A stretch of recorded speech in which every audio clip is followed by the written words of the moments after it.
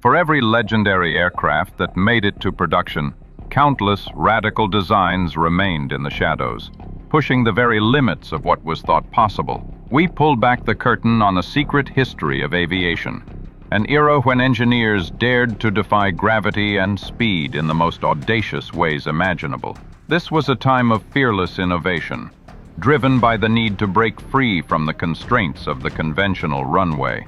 This same dream of runway independence was chased with jet power by the Bell D188A, also known as the XF-109, one of the missing X-planes. It was a Mach 2 fighter whose 8 engines could pivot to allow for vertical takeoff and landing.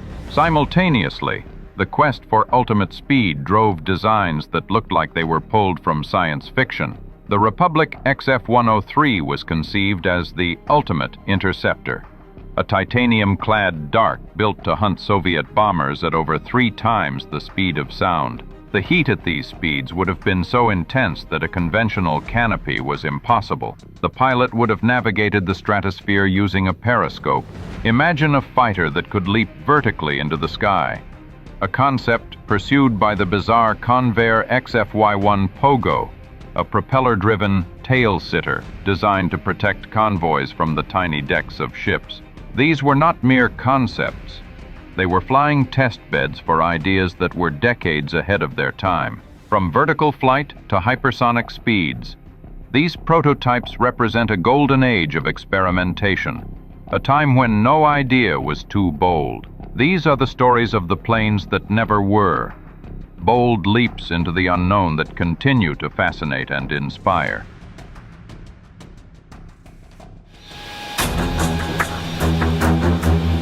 As the last of the Century Series fighters, the XF-109 was far from conventional.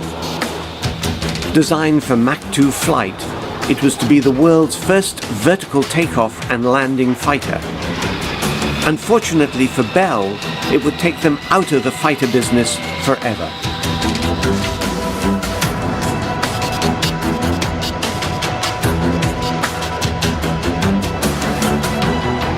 The XF-109, like the XF-103 and 108 before it, never made it past the mock-up stage.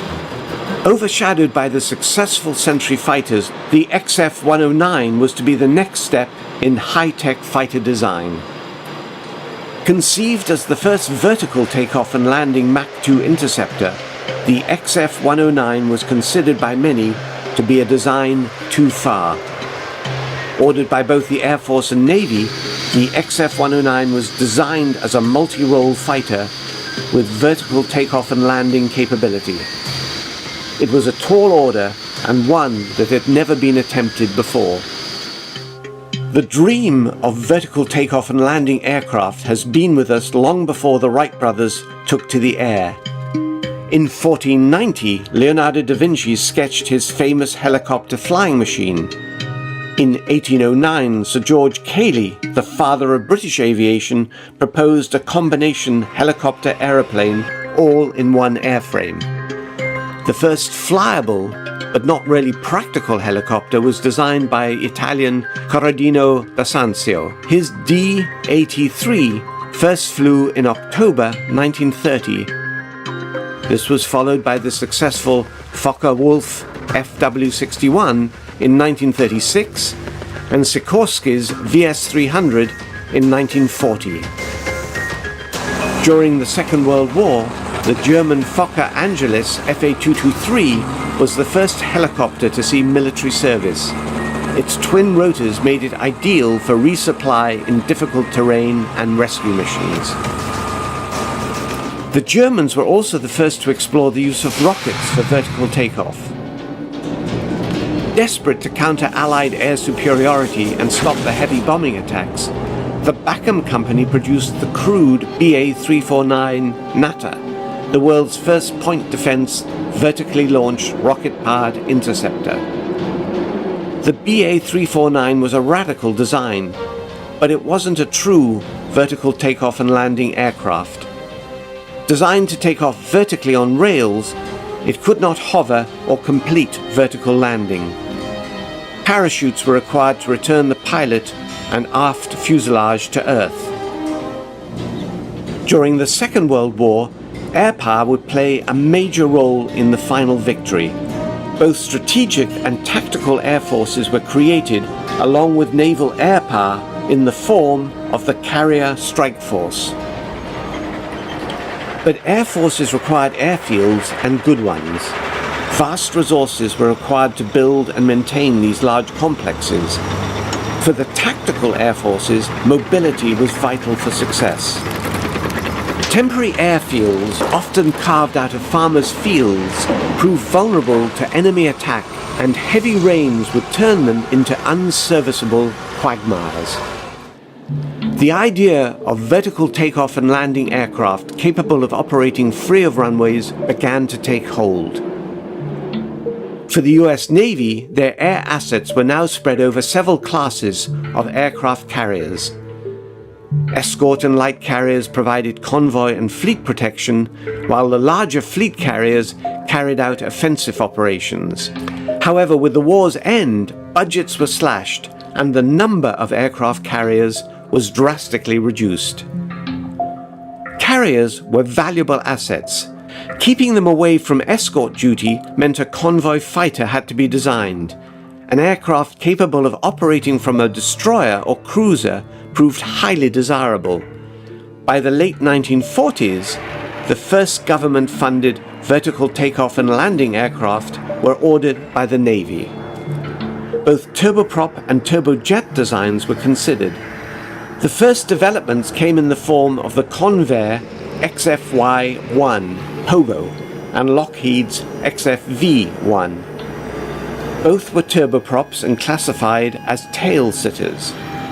On November 4th, 1954, XFY-1 made the first vertical takeoff, transitioned to horizontal flight, and returned for a vertical landing. It was the world's first successful vertical takeoff and landing aircraft. Unfortunately, after just 63 hours of flight time, the project was cancelled and both aircraft faded into obscurity. This was followed by a jet-powered version known as the Ryan X-13 Vertijet. Powered by a Rolls-Royce Avon engine developing 10,000 pounds of thrust, the X-13 was the world's first vertical takeoff and landing jet aircraft. Equipped with a temporary tricycle landing gear, the X-13 first took to the air on December 10, 1955.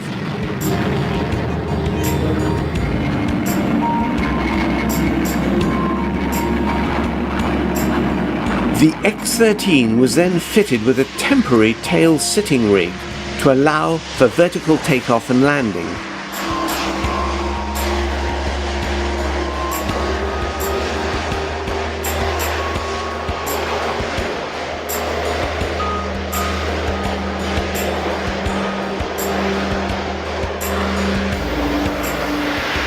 On April 13, 1957, the X-13 completed its first vertical takeoff, transitioned into horizontal flight, and returned for a vertical landing. It was an impressive display, but due to a lack of an operational requirement, the X-13 was cancelled. The dream of a vertical takeoff and landing fighter did not die, however. At the beginning of 1955, both the US Air Force and US Navy approached the Bell Aircraft Corporation with a request to develop a vertical takeoff and landing Mach 2 fighter. The story of Bell's last fighter is the tale of a fighter that never existed. Designated as the D188A by Bell, the XF-109 title was used for marketing purposes only. The US Air Force never allocated the F-109 designation to any aircraft. To avoid confusion, the XF-109 designation will be used to describe Bell's last fighter. The XF-109 designation is one of those fighter designations that never actually got allocated. Originally, McDonnell actually requested it for their new version of the F-101 Voodoo, which eventually became the 101, so they never used it there. Bell actually originally requested the YF-109 for it when it was initially being developed. That was turned down. Then they actually asked for it as XF-109, and that was also turned down. Okay. Interestingly, there was actually two designations for the D188. There was actually the D188, which was the Navy version, and the D188A, which is actually the Air Force version. But they did continue to market it as the XF-108 for the Air Force, because that should have been its designation should it have gone forward. With the Navy, they actually merchandised it as the XF-3L-1, which would have been the next Navy designation for Bell should it actually have gone into production. The idea for a vertical takeoff and landing fighter can be traced back to 1941. Bell was studying helicopters when the idea for a tail-sitting fighter emerged. Powered by a radial piston engine and contra-rotating propellers, several designs called convertoplanes were considered, including a jet-powered version. By 1951, Bell produced a design for a jet convertoplane, the Model D109. This design was thought to be Bell's direct competition against the Lockheed XFV-1 and Convair's XFY-1 tailsitters. Bell's design was a straightforward single-seat fighter of generally conventional lines, but with engines mounted on the wingtips. The engine nacelles would rotate, directing thrust downwards, providing a vertical takeoff and landing capability. Compared to the tailsitters, the D109 was more aerodynamic and capable of flying and fighting at high speed. It also provided the pilot a much better view during takeoff and landing. Powered by two Allison J33 jet engines, the D109 had a theoretical top speed of 572 knots at 35,000 feet. The U.S. Navy OS-122 actually had 5 submissions to it, one from Boeing, Convair, Lockheed Martin, and Northrop. And they actually were submitted in about mid-1950. The Navy chose 2 aircraft for development, which was the Convair XFY-1 and the Lockheed XFV-1, and that was about April of 1951. The D-109, the Bell aircraft, actually didn't appear till November 1951, so it was not actually as part of that requirement. It was a private venture design. But that said, it actually is kind of an earlier version of the D188 concept. Same idea, it actually had twin engines mounted on the wingtips that actually vectored. It actually had rockets in the fuselage for enhanced takeoff with a heavy load. One of my favorite designs was actually had retractable skids, not landing gear. So I guess they were hoping for a completely VTOL takeoff and landing. Bell never received funding for the D109 project, but interest in vertical takeoff and landing fighters remained.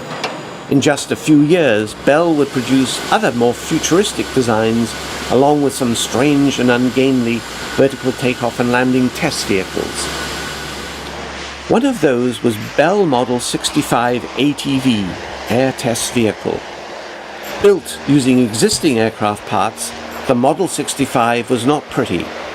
The fuselage came from a Schweitzer sailplane, wings from a Cessna 170, and the skid landing gear from a Bell Model 47 helicopter. For thrust, 2 Fairchild J44 turbojets were mounted on either side of the fuselage. For low speed control, attitude jets were mounted on the tail and wingtips, powered by a Tubromeca turbo generator.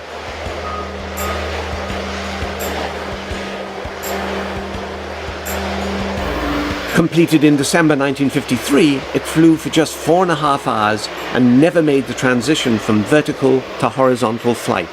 Well, the Bell Model 65 Air Test Vehicle, ATV, was actually kind of a proof of concept idea of their tilting engine design for VTOL. It was successful in terms of it could actually lift off and hover vertically. It could also maneuver around in that hover mode.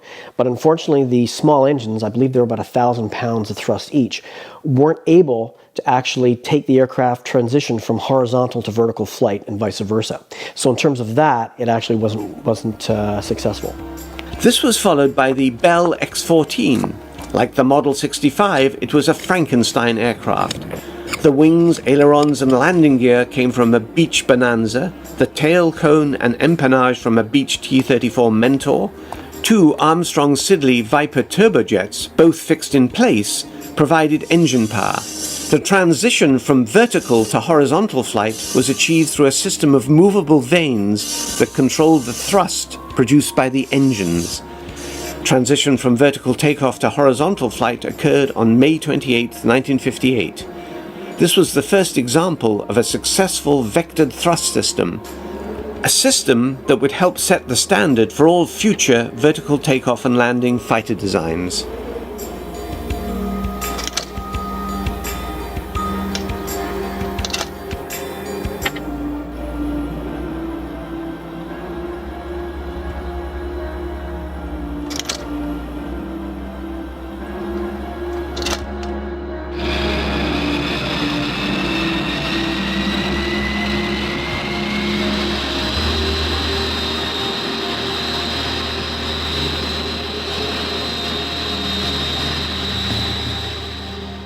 A similar control system was used for Bell's lunar landing research vehicle during the Apollo program.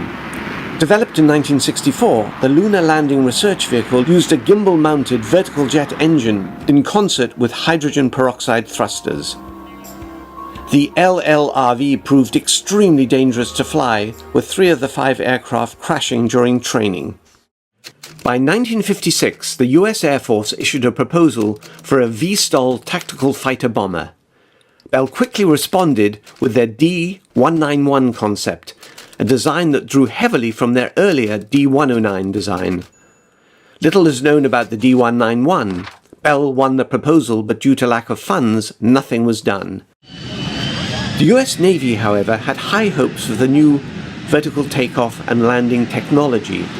Eager to put fighter aircraft on smaller ships, the Navy turned to Bell. With its long history of vertical takeoff and landing aircraft development, the Navy selected Bell to design a practical Mach 2 vertical takeoff and landing fighter. In June 1957, Bell began preliminary design on what would become the D188A, or XF-109. In December of that year, the United States Air Force joined the US Navy on an equal basis. Both believed developing one airframe for different roles would be the most cost-effective. The Navy wanted a pure fighter. I think the Air Force was more looking at it in the tactical fighter bomber role. And this is quite a complex aeroplane because you had these engines mounted in nacelles on the wingtips which rotated to give the vertical lift, and then more engines in the rear of the fuselage to give forward propulsion. The problem with combining aircraft designed for Air Force and Navy use is that their requirements are diametrically opposed. The Navy requires an aircraft with an airframe that's much strengthened for catapult launchings and for arrested landings. It also, in most cases, has to have folding wings, which you have the complexity of the mechanism for that. The Air Force really doesn't care about that, so they can make lighter aircraft with landing on a 10,000-foot runway and use a drag chute. So the problem is that when you actually try to make a happy medium in the middle, it's never happy, because you end up with an Air Force aircraft that's way too heavy that they don't want, and the Navy has an aircraft that's not acceptable either because they find that it's too frail. By January 1958, a mock-up of the Navy version was ready for inspection. The XF-109 was breathtaking. It was the world's first Mach 2 single-seat, 8-engine fighter bomber. The engine arrangement consisted of 4 wingtip-mounted engines in 2 pods, 2 fuselage-mounted lift engines located just behind the cockpit, and 2 rear fuselage jets for both lift and cruise. The engine selected to power the XF-109 was J85GE5 with 2,600 pounds of thrust. 6 were equipped with afterburner, 2 without. The 2 non-afterburner engines were used solely for takeoff and landing. Additional control in hover was provided by reaction control thrusters located at the aircraft extremities. Compressed air for the thrusters would come from the engine compressor bleed. Weighing in at just over 19,000 pounds, the XF-109 was projected to have a top speed of Mach 2 at 35,000 feet. Basically, it had 8 engines, 8 jet engines, which is actually the most that was ever designed on any jet fighter. It actually had 2 jet engines in each wingtip pod, and they were mounted stacked one on top of the other. And they were actually designed to swivel through a 100-degree arc, going from straight back to slightly forward.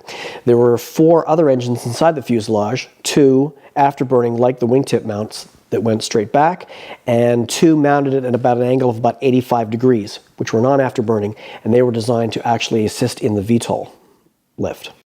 For the Navy's Bureau of Aeronautics, the 8-engine configuration was a nightmare in the making. The multiple engine layout was considered to be a monstrosity and impractical for fleet operational and fleet requirements. It was a prescient observation. No other operational fighter then or since had been produced with more than 2 engines. As a weapon system, the XF-109 was suspect as well. According to Bell's overly optimistic reports, the XF-109 was to be utilized as a deck-ready scramble interceptor for the Navy and a dispersed site fighter bomber for the Air Force. Because the aircraft would serve in different roles, Bell simply said the fire control system can be switched with a simple turn of a dial. Performance estimates for the XF-109 called for a vertical liftoff and transition to pure horizontal flight in just 60.5 seconds in 9,050 feet of range. Transition from forward flight to hover was expected to take 41 seconds and 4,430 feet of range. By January 1959, funding problems caused the Navy to back out of the program. The US Air Force was having second thoughts as well. The cost and complexity of the aircraft were mounting.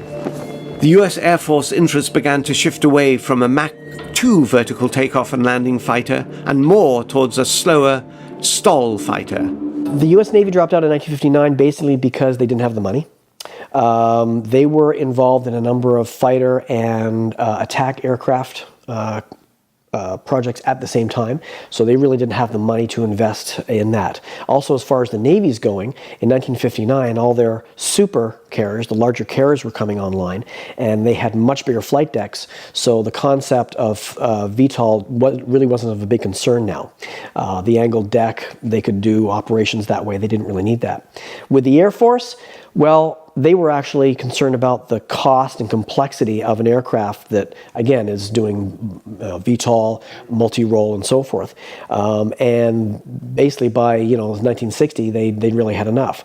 If you look at the F-105, the Thunder Chief, that was actually proving quite capable as a multi-role fighter bomber, and was also Mach 2 capable for a significant fraction of the cost. So it was really just too much. The Air Force version of the XF-109 was basically the same aircraft ordered by the Navy. Changes to the tailplanes and rear fuselage were made, making the Air Force version wider in the aft end. The appeal of vertical takeoff and landing was the ability to disperse small groups of aircraft to smaller locations throughout Central Europe. It was a good idea, but not always a practical one. The problem when they were messing around with VTOL starting in about the early 1950s was that jet engines, of course, obviously weren't very powerful, or not powerful enough to do what it wants. I mean, in order for an aircraft to lift vertically, if a plane weighs 10,000 pounds, you must have at least 10,000 pounds thrust in order for the aircraft to lift. You actually have to have more, in fact, okay? So the only way to do that was multiple engines, or tilt vectoring and that kind of stuff. With the D188, what they decided to do was actually augment the 4 engines going down by 2 inside the fuselage. The snag is that those 2 engines were only used during vertical takeoff and vertical landing, which is about 5% of its flight envelope. So for 95% of the time, those engines were dead weight. They just sat there doing nothing. And that space and weight that could be used for armament, fuel, another crew member, anything. A mock-up of the United States Air Force version of the XF-109 appeared in 1960, but by 1961 the Air Force was not entirely impressed.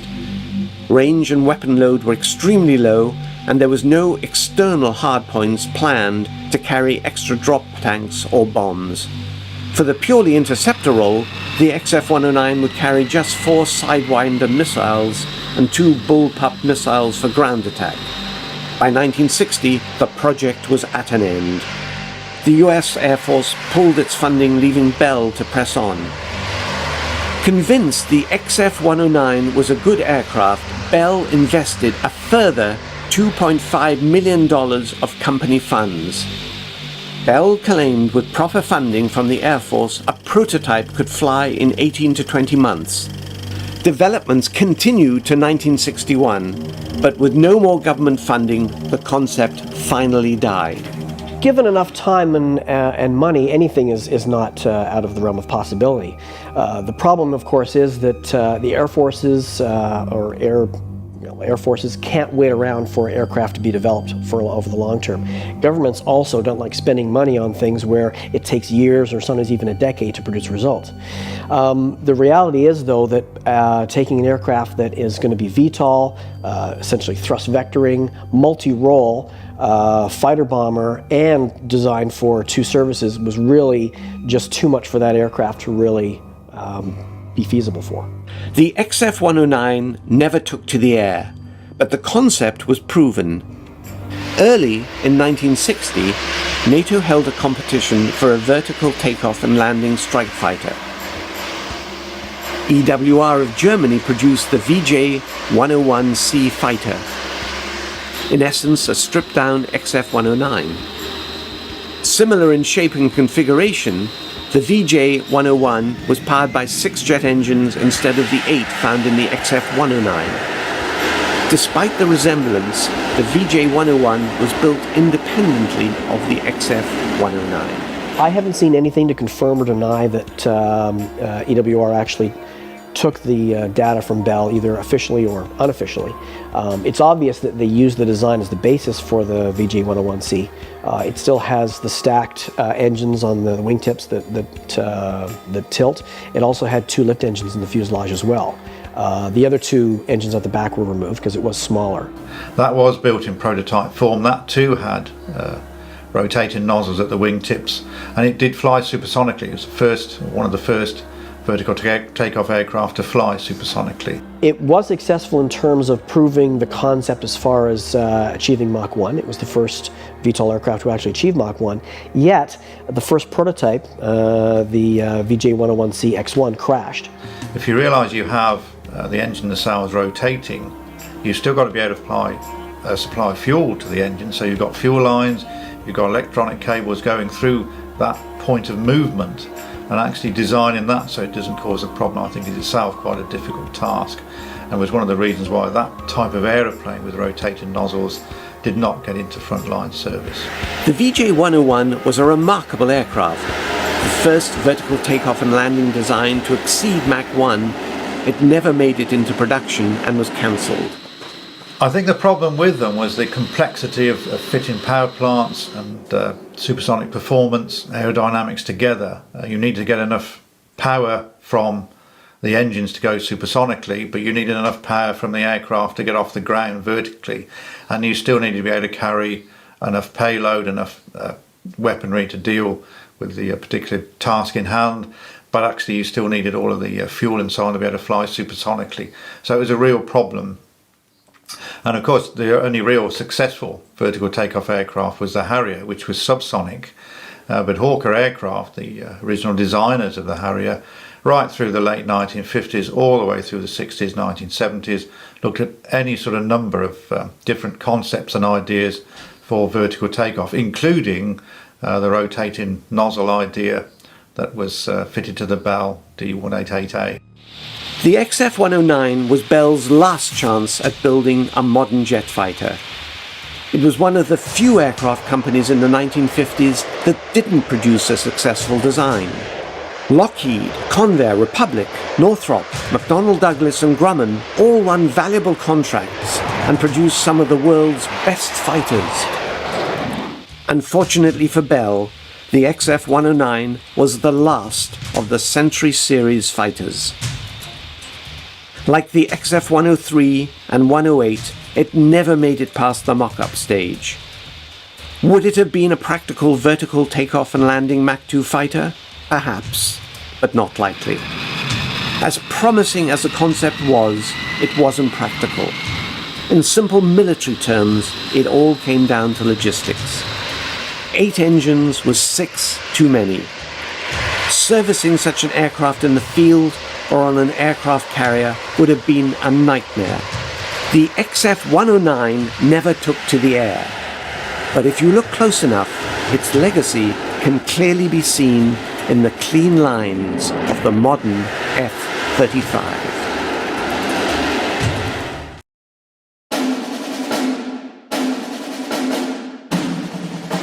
It was called the Ultimate Interceptor.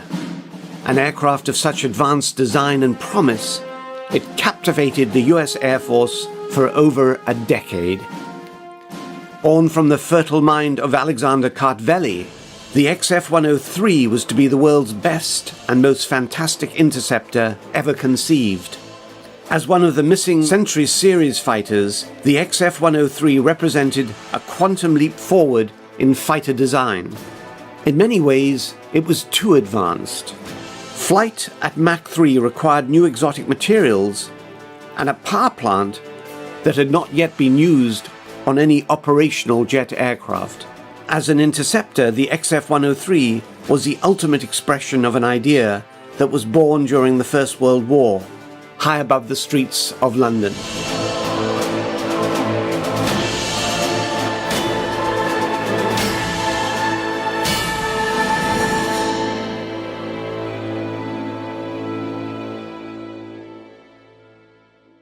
As part of their air campaign against England, the Germans employed their large force of bomb-carrying Zeppelins, with London as their principal target.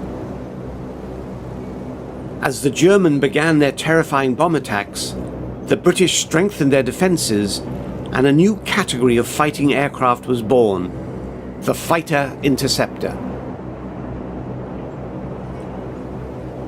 To meet this new and terrifying threat, the Royal Navy Air Service issued a requirement for the world's first interceptor.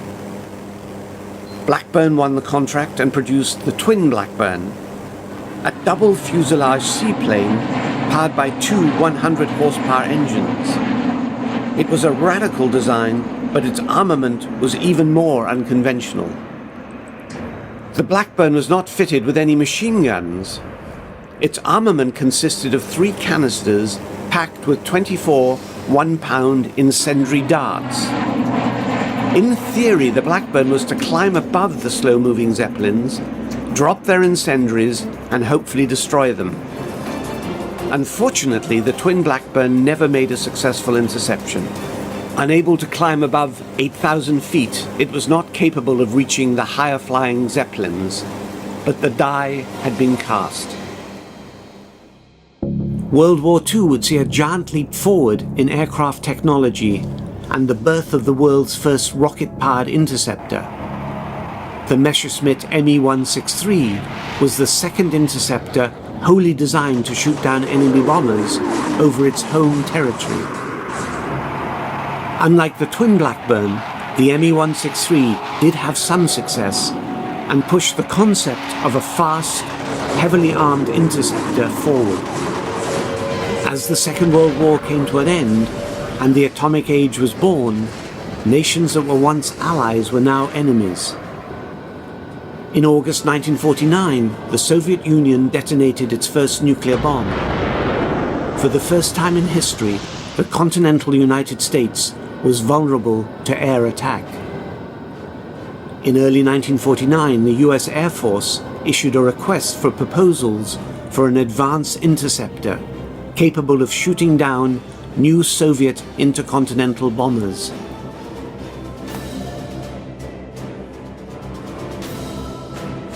The interceptors in development at the time included the North American F-86 Sabre, Northrop F-89 Scorpion, and Lockheed F-94 Starfire. All were subsonic aircraft and limited in their growth potential.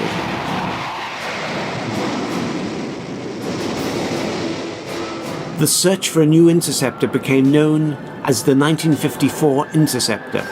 the year the new aircraft was to enter service. In the 1950s, American leaders perceived that the United States was under threat from a Soviet strategic bomber force that was the Russian equivalent of the U.S. Strategic Air Command, which had many hundreds of long-range bombers capable of carrying nuclear weapons, flying over the North Pole and attacking cities. The Soviets spoofed us a little bit at the 1956 Tushino Air Show in Moscow when they demonstrated a four-jet bomber that we called the Bison. They had a couple of them and they flew over the air show and then they went away and they kept coming back.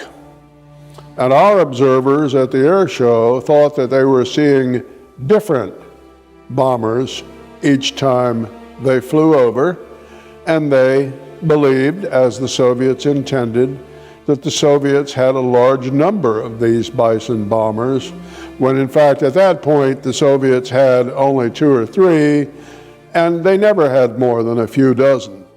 On July 2nd, 1951, the Air Force selected Convair, Lockheed and Republic to develop a design through to mock-up stage. Shortly after, the Air Force realized it needed a new lightweight fighter to combat the Soviet MiG-15 fighters flying over Korea.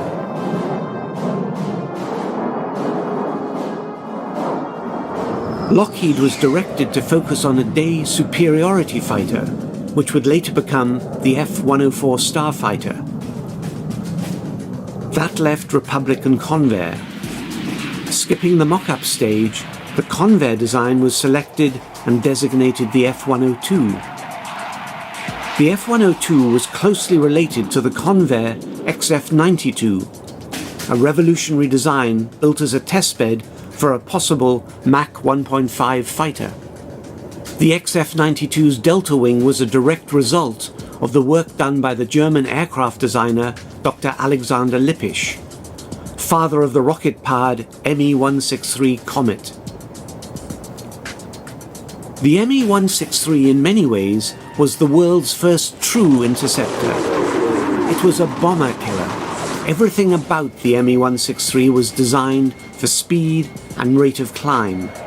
Its swept-back wings and single rocket motor combined to produce an aircraft with breathtaking performance. Once in the air, the Comet would accelerate to 420 miles per hour. At that speed, the pilot would pull up into a 70-degree angle of climb and roar to altitude at 16,000 feet per minute. With a speed of 550 miles per hour, it was nearly impossible to catch. But at that speed, intercepting a slow-moving bomber proved extremely difficult. The Me-163 was not a success, but it pushed aerodynamic design and engine development forward in a very short period of time. Even with the advanced delta wing, the F-102 ran into major problems. It soon became obvious the F-102 design would not meet the original performance requirements. When the YF-102 prototype first flew on October 24, 1953, it didn't go supersonic. To solve the problem and save the F-102, Convair embarked on a major redesign. By incorporating the recently discovered area rule concept, the fuselage was lengthened and pinched at the midsection. After just 180 days, the new revised YF-102A went Mach 1.22 and entered large-scale production. Back at Republic, chief designer Alexander Kartveli was focused on an even more ambitious project. Less than a year after Chuck Yeager went supersonic in the Bell X-1, Kartveli began designing a Mach 3 all-weather, high-altitude fighter. At the time, it was the most advanced fighter ever devised. Kartveli's previous designs included the highly successful P-47 Thunderbolt, and after World War II, the jet-powered, straight-winged F-84 fighter. The P-47 was Kartveli's masterpiece. Some of the things I remember hearing about from Mr. Kartveli were when the P-47 was put into service, and I think primarily in Europe, it was clearly much bigger than the kind of aircraft that were flying there, such as Spitfire. But it had certain characteristics that were very good. It had the ability to dive rapidly and to build up to very high speeds, so that if it got onto an enemy's tail and the enemy decided to dive, he wouldn't get very far, because the P-47 was good at that, in that mode. The Thunderbolt was one of only 2 fighters equipped with a turbo supercharger during the Second World War. As a high-altitude air superiority fighter, the P-47 had no peer. Ironically, the Thunderbolt would earn its reputation as a low-level ground attack fighter. As one of America's first jet fighters, the F-84 was in many ways underwhelming. A straight-wing design, the new F-84 had a top speed of just over 600 miles per hour. During the early stages of the Korean War, it was used as an escort fighter, but was outclassed by the swept-wing MiG-15s. Relegated to the ground support role, the F-84, like the P-47 before it, proved highly successful.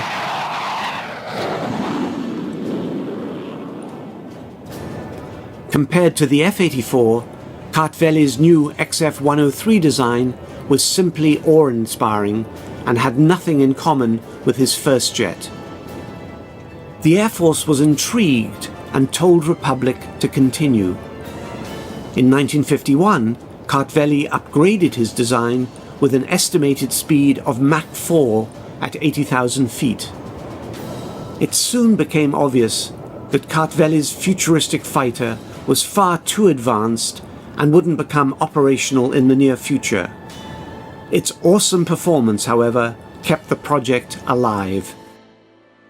It was amazing to me how from the P-47, the company under Republic, under the direction of Alexander Kartveli, was able to make such a rapid move into jet aircraft.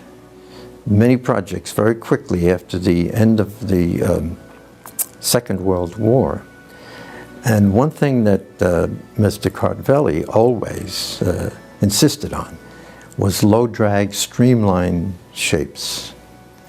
And I can tell you a story about where that led us with regard to the AX or A-10 between he and I later.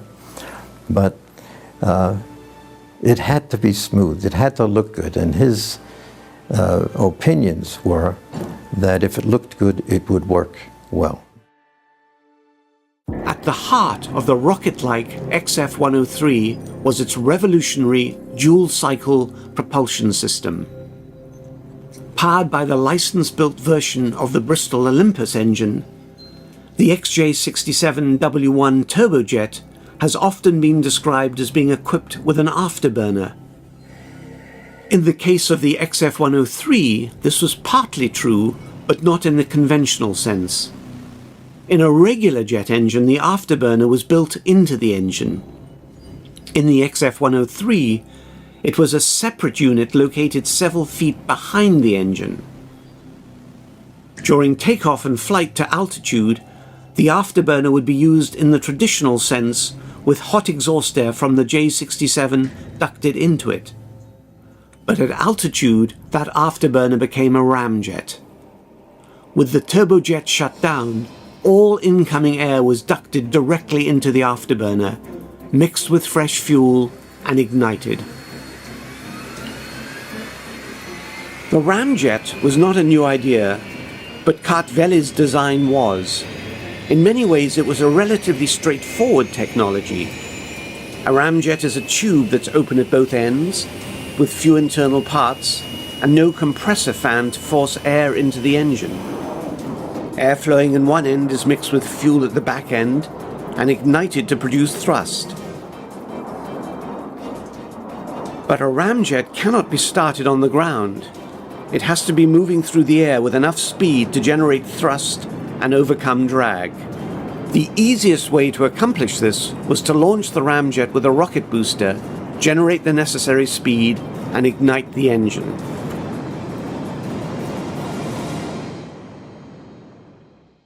While the numbers looked appealing, and despite the initial Mach 4 estimate, Kartveli realized that the actual structural design and materials used would limit its speed to just over Mach 3. Even at the lower speed of Mach 2.5, Air Material Command calculated that the XF-103 using the ramjet could reach 60,000 feet in just over 7 minutes from brake release. It would have a service ceiling of 75,000 feet. This performance led to the search for new materials. There are obviously lots of problems with flying at 3 times the speed of sound. Many will have read about problems of breaking the sound barrier, just getting through past Mach 1. Mach 3 is a whole different ball game. In particular, you have the air flowing over the aircraft creates a lot of friction, so a lot of heat, kinetic heat as it's known. And with a conventional aluminium airframe, that really is not good news, because it won't melt the aircraft, the heat isn't sufficient, but it will soften the material, it will actually begin to deteriorate the aluminium's properties. So if you fly in an aluminium airframe at 3 times the speed of sound, you're not going to stay in one piece for very long. So you need an alternative, and one solution is steel, but another is appeared really on the scene in the early 1950s is titanium. Remarkable material, actually. Not as rare as people make out. It's actually, I think, maybe the 5th, 6th, 7th most abundant metal in the Earth's crust, but it is extremely expensive to separate from its ore, very complex to do. So in the time that the F-103 was designed and developed, really only available in small quantities, but that was the material. It has the heat resistance, the properties at high temperature to make it usable for an airframe at 3 times the speed of sound, and so the solution was to build the F-103 in titanium, and that made it automatically a very expensive aircraft. The XF-103 was one of the first programs to investigate the widespread use of titanium. In all, 4 different construction techniques were proposed by Republic. The first was an all-titanium construction. This was followed by an all-steel structure. Next was a combination of an outer titanium skin and stainless steel inner structure, and the last being an all-aluminum airframe. Not surprisingly, the all-titanium aircraft was deemed the lightest but most expensive. During the whole process, a great deal was learned about the manufacture of high-strength titanium alloy aircraft parts.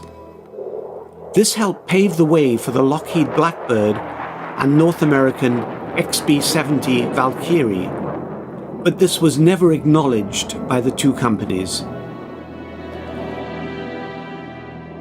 In a mock-up stage, which I recall seeing when I first went to work at Republic, was the XF-103.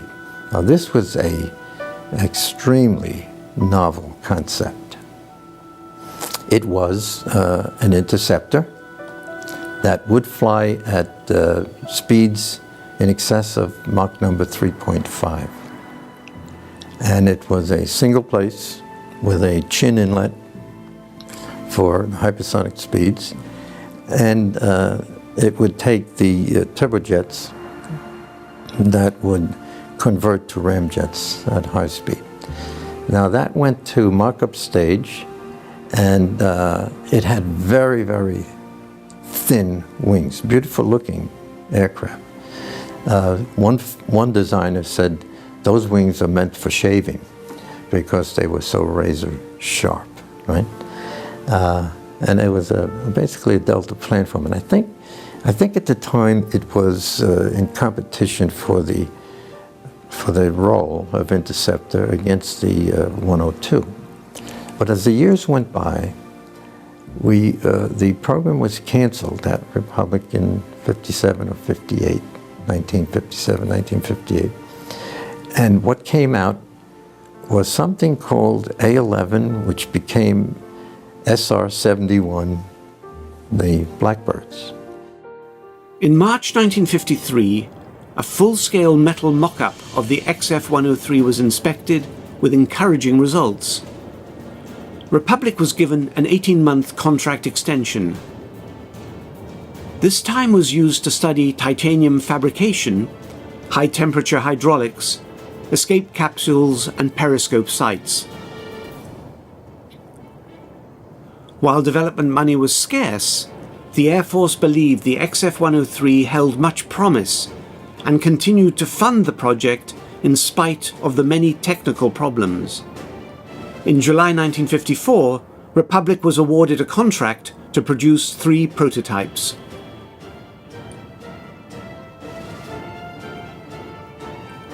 The XF-103 was a design that far exceeded anything being built at the time.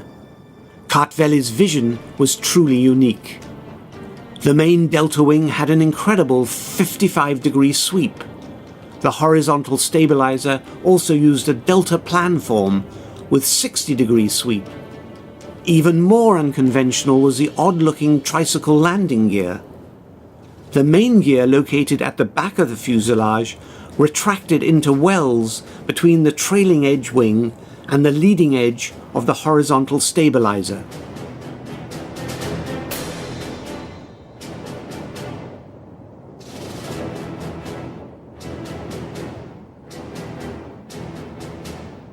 The cockpit was also extremely advanced and unlike any conventional design.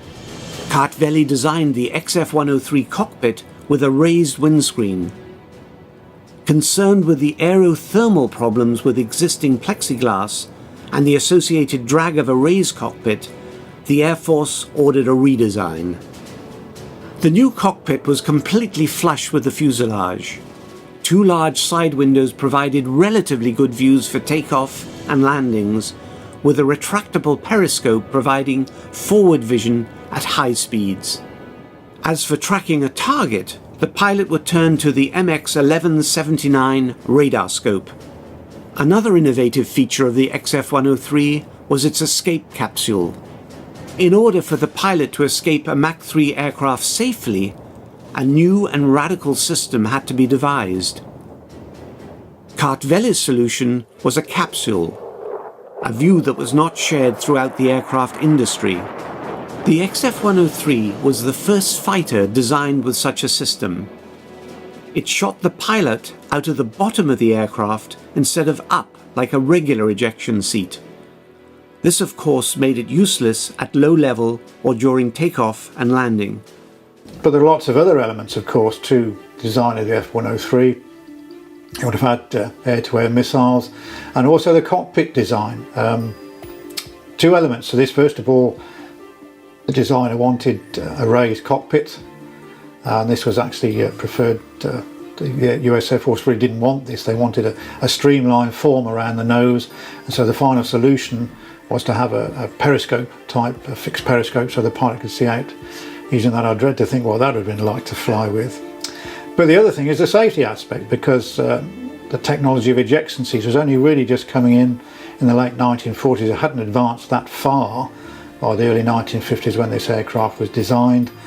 And so the solution for the Republic engineers was to use an escape capsule, where actually the whole capsule, the cockpit where the pilot was seated, broke away from the rest of the aircraft if it got into trouble. And that was really the only satisfactory way that the pilot could survive a problem if you had to get out of the aircraft or get away from the aircraft, and it was flying actually at 3 times the speed of sound. Armament for the XF-103 was the same as the F-102 Delta Dagger and consisted of 6 GAR-1 Falcon-to-air missiles with both infrared and semi-active radar homing variants. A retractable rocket pod was also located on each side of the fuselage. Each pod contained 18 2.75-inch Mighty Mouse folding fin unguided rockets.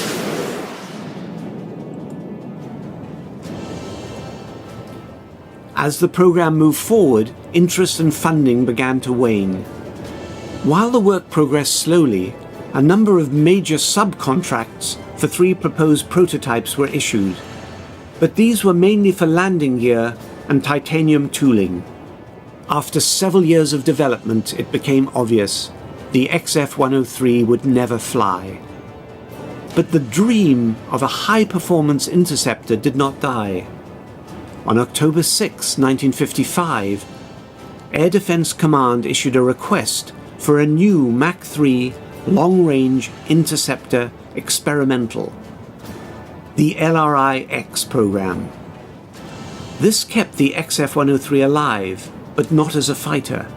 In its new role, the XF-103 would serve as an advanced research vehicle for the LRI-X program. The XF-103 design would change considerably due mainly to the Hughes long-range radar and Super Falcon missile. The final version of the XF-103 represented a major change. In order to support the new radar and missiles, the forward fuselage was increased in diameter, and a large ventral stabilizer was added to address the directional stability that was lost by the new changes. It was a last-ditch effort to use the XF-103 as a test aircraft for the new F-108 long-range interceptor, but the Air Force had other ideas.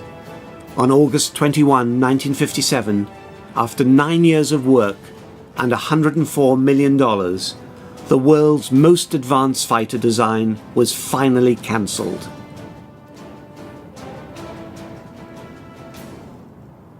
The XF-103 is one of aviation's great what-might-have-beens.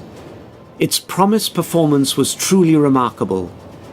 The XF-103's specifications and performance at mock-up review included a top speed of Mach 3, a combat speed of Mach 2.2 at 75,000 feet, and a service ceiling of 80,000 feet. Well, the legacy that Mr. Cartvelli would be responsible for is the entire family of aircraft, and it's substantial. Many different kinds of airplanes developing from the technology of the 20s and the 30s right up until the 70s. And to a historian or someone who visits the museums and looks up the aircraft, his fingerprints are all over them. In the end, the XF-103 was in many ways overly ambitious. As one of the missing Century Series fighters, it would join the F-107 and F-108 as aircraft that didn't make it past the design or prototype stage. For the ones that did, their story is truly outstanding. What made the Century Series unique was their performance, advanced avionics, and air-to-air missiles.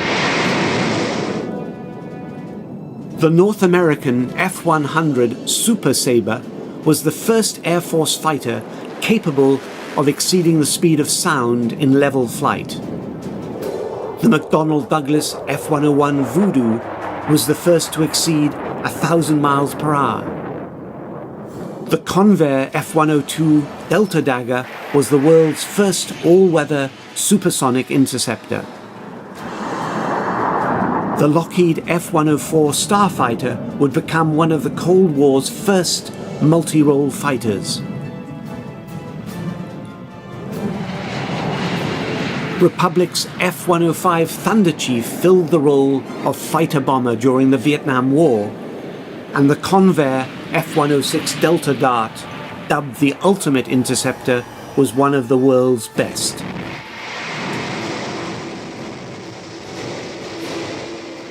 The introduction of the jet engine and the nuclear bomb in the 1940s changed the military landscape forever. New jet bombers were being developed, all designed to carry nuclear weapons.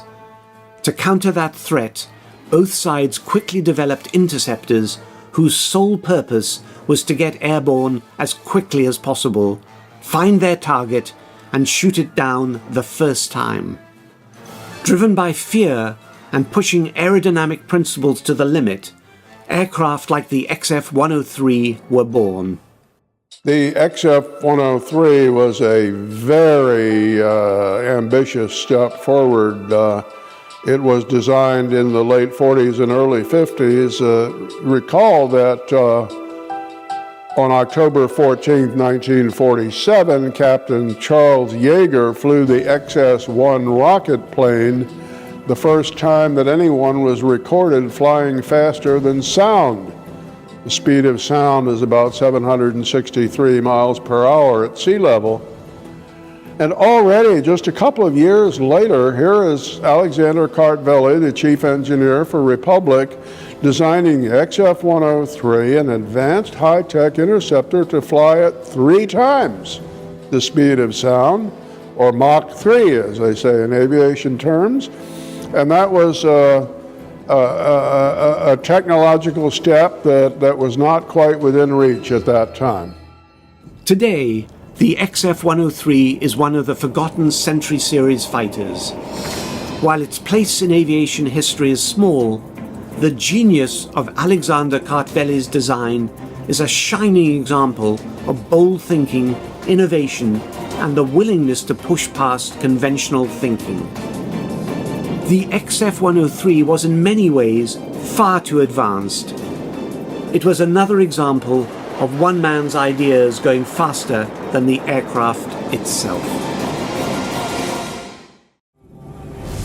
As one of the missing Century Series fighters, the XF-108 long-range interceptor had great promise. In the North American tradition, the F-108's sleek lines and graceful shape evoked a sense of speed and unbridled performance.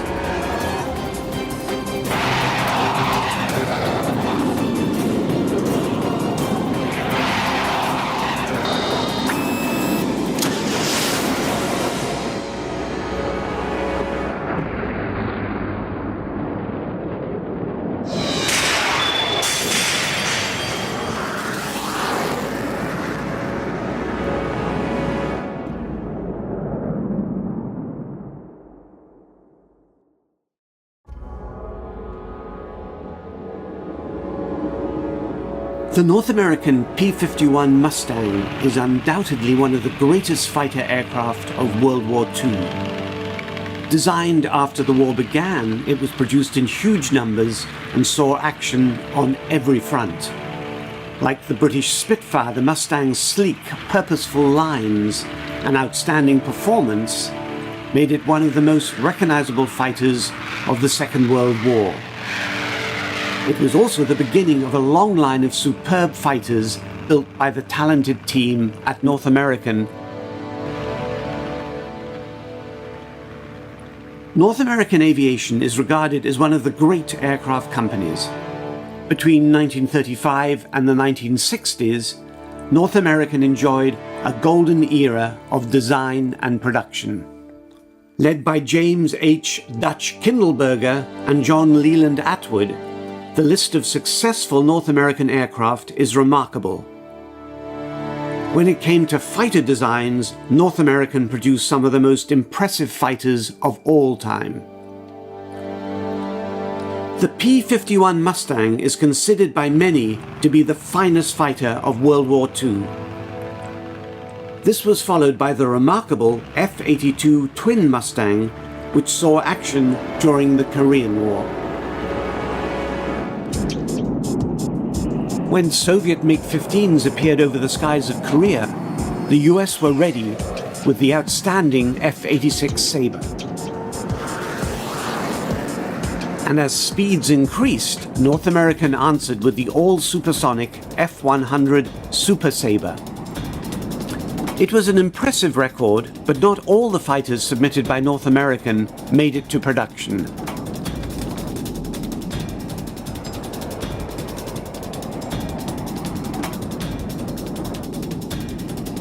Sadly, the company's last fighter design never made it past the mock-up stage. As one of the missing Century Series fighters, the XF-108 long-range Interceptor had great promise. In the North American tradition, the F-108's sleek lines and graceful shape evoked a sense of speed and unbridled performance.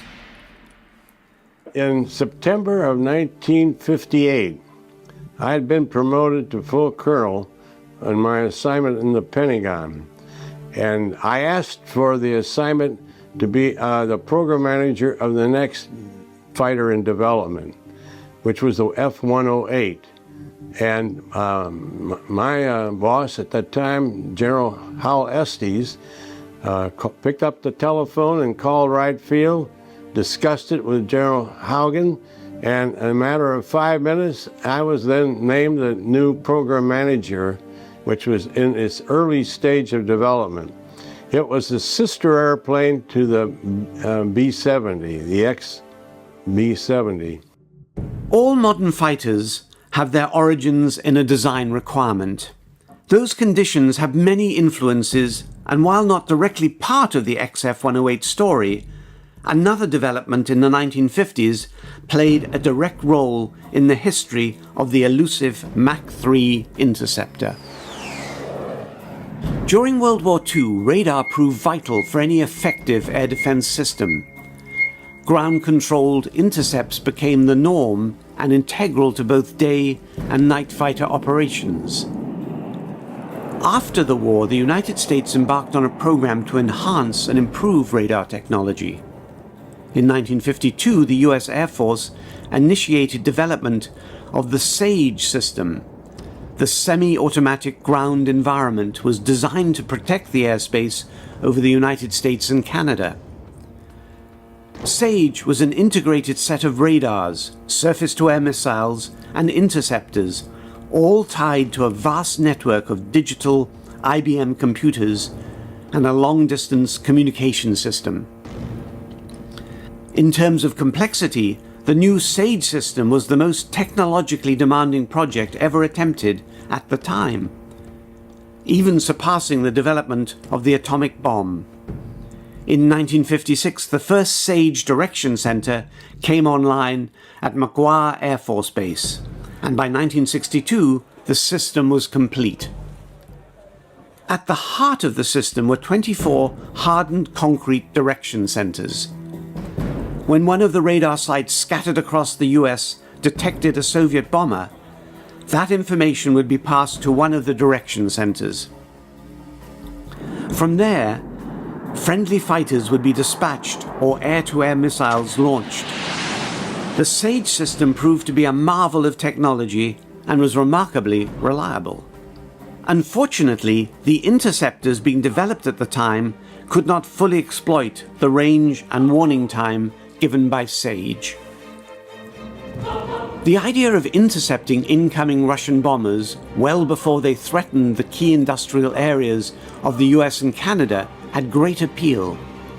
That's when the long-range Mach 3 XF-108 was born. One of the problems with the North American continent, because you're looking at Canada as well, is it's a huge area to defend. And although in theory Russia's a long way away, if you come directly over the North Pole, it actually cuts that distance down quite a way. So to find a way of protecting this and really to do it thoroughly and make sure you don't miss the enemy bomber is quite difficult. And the objective of SAGE was to have radar stations based all over the country, so you've got a constant plot of what's moving into the area, moving into airspace, and then the weaponry is to deal with it if you have an enemy bomber to actually take out. And that's either surface-to-air missiles from shorter range or these long-range interceptors to deal with them much further out. The new SAGE system was a force multiplier, but the fighters in production at that time didn't have the range or firepower to fully exploit its capability.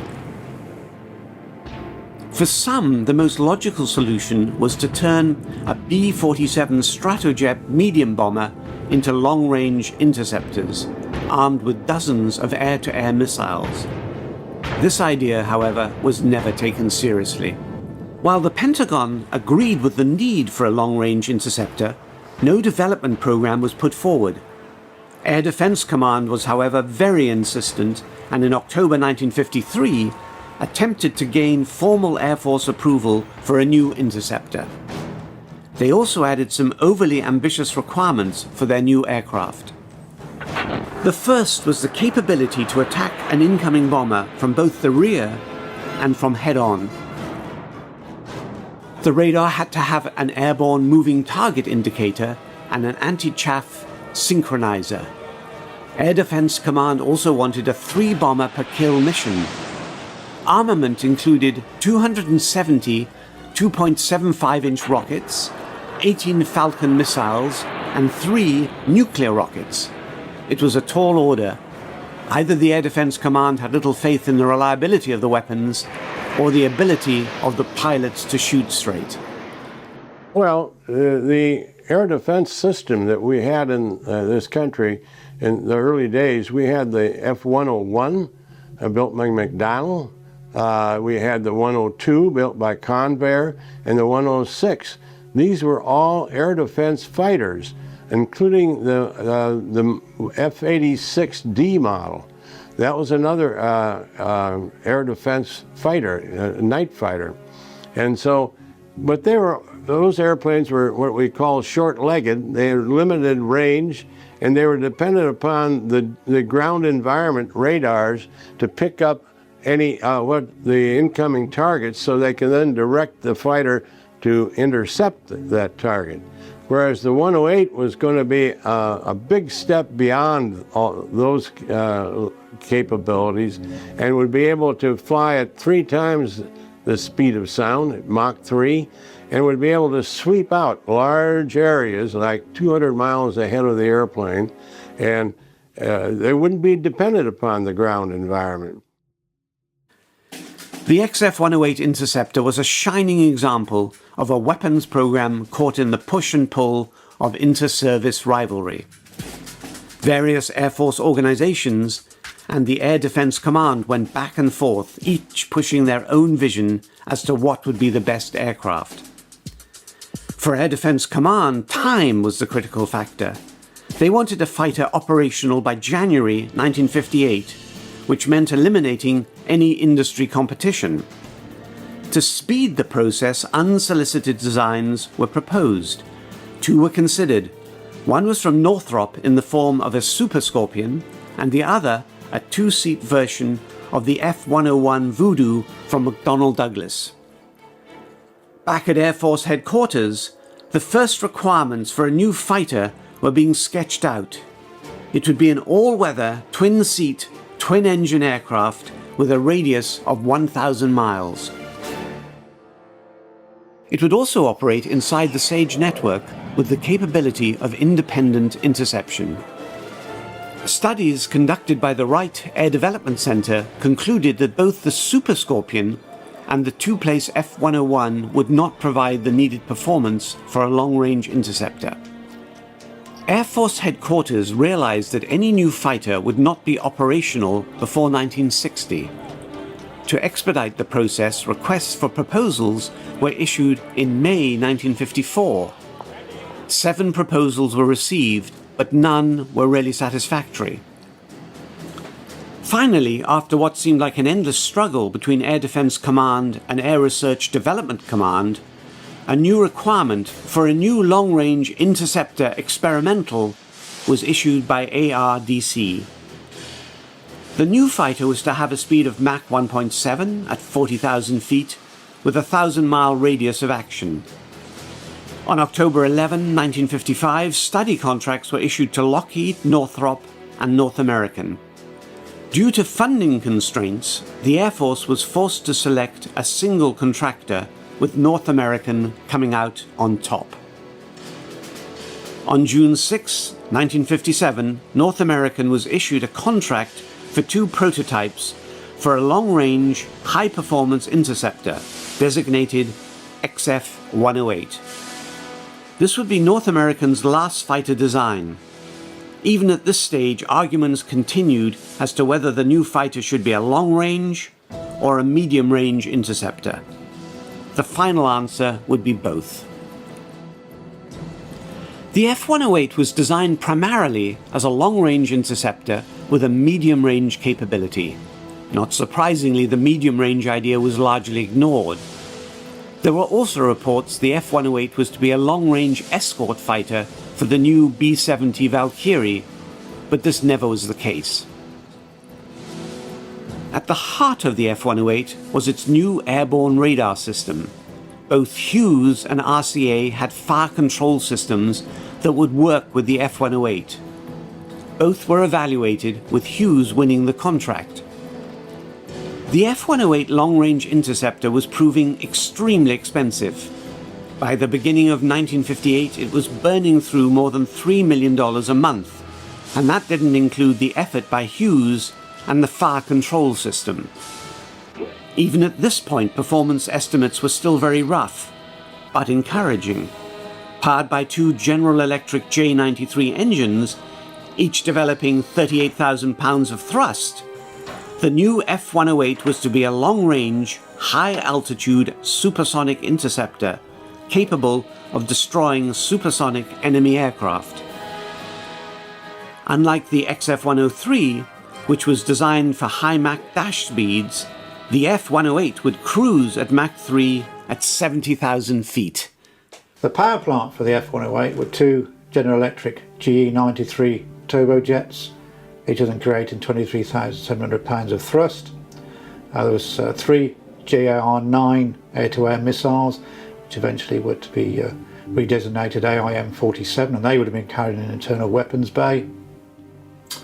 All at weight is 100,000 pounds, and the aircraft was designed to fly towards Mach 3 at altitudes of up to 80,000 feet with a phenomenal rate of climb. And these were performance figures really for the time. Well, even today would make you blink, they're so phenomenal. For the 1950s, it was 50 odd plus years ago, quite remarkable figures.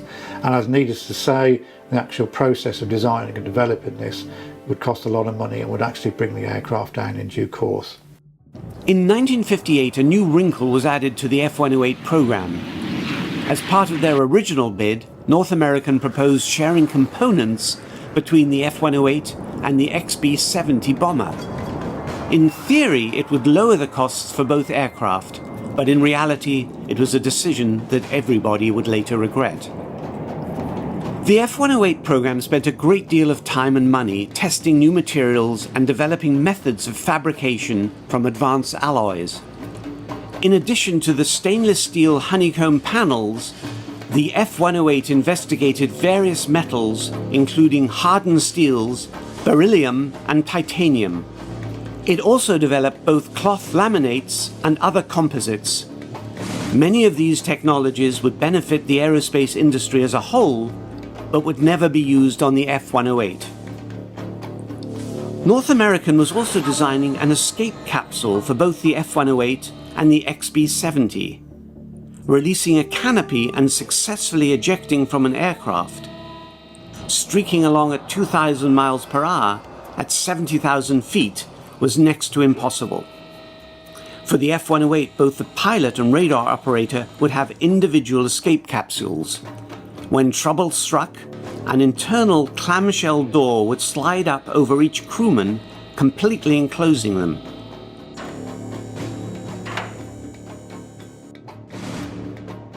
The entire capsule would be ejected out of the aircraft. It was not a new idea and came courtesy of Republic's XF-103. The escape capsule was another shared. We would have had the same crew capsule in the 108 as the B-70 did, which later on was used, by the way. And so I always have felt a close connection to the B-70 program as a result of the interrelationship of the two. They use the same technology. During this period, new studies and ideas were continually being put forward.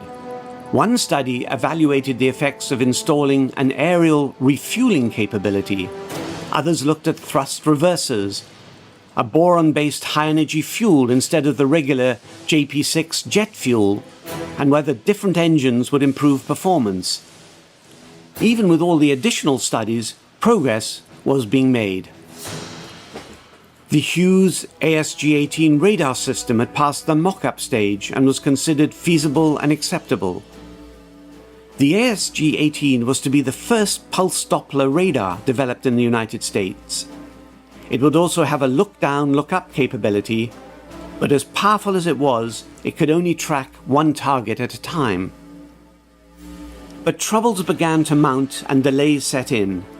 On November 19, 1958, the operational date for the F-108 was pushed back to mid-1963, and the number of prototypes was cut from 31 to 20.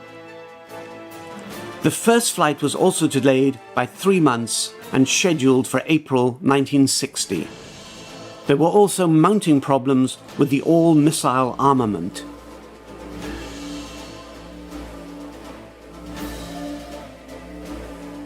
The F-108's armament consisted of 3 Hughes GAR-9 missiles. Large and highly advanced, the GAR-9 soon ran into a series of delays and changing requirements. The Air Force, unhappy with the progress of the semi-active homing radar, asked for a dual system consisting both of a semi-active and infrared seeker. This was a major headache for Hughes. The original missile had not been designed for 2 seekers and would have to be larger. Rocket motor development was also running into problems. By the time the GAR-9 was actually built, it had less power and was only capable of Mach 4, far from the planned Mach 6. Fortunately, much of what was learned developing the GAR-9 would be used for the US Navy's successful AIM-54 Phoenix missile. The F-108 as an air defense fighter, being able to fly at 3 times the speed of sound and having a new radar, 5 kW in power, was far more powerful than any other airborne radars, as developed by Hughes Aircraft, along with the GAR-9 missile that was developed by Hughes as well, an air-to-air. These 3 GAR-9 missiles would be in a missile bay underneath the 108, and after intercepting a target, Russian bombers that are coming over the North Pole region, they could be launched, and of course the atomic warhead wouldn't be like the atomic warheads we think of in our ballistic missiles. They're scaled down, so it wouldn't be of equivalent size and in the actual destructive capability. But it was the first of its kind in that era to even be conceived on an air-to-air missile. In January 1959, the F-108 mock-up was ready for inspection. On January 5th, the Air Force Development Engineering Inspection took place, followed by a full inspection on the 26th. A notable member at the time of the inspection team was Double Ace Lieutenant Colonel Robin Olds. He would later become a triple ace during the Vietnam War. In addition to the full-scale mock-up, a metal mock-up of the forward fuselage was also on display.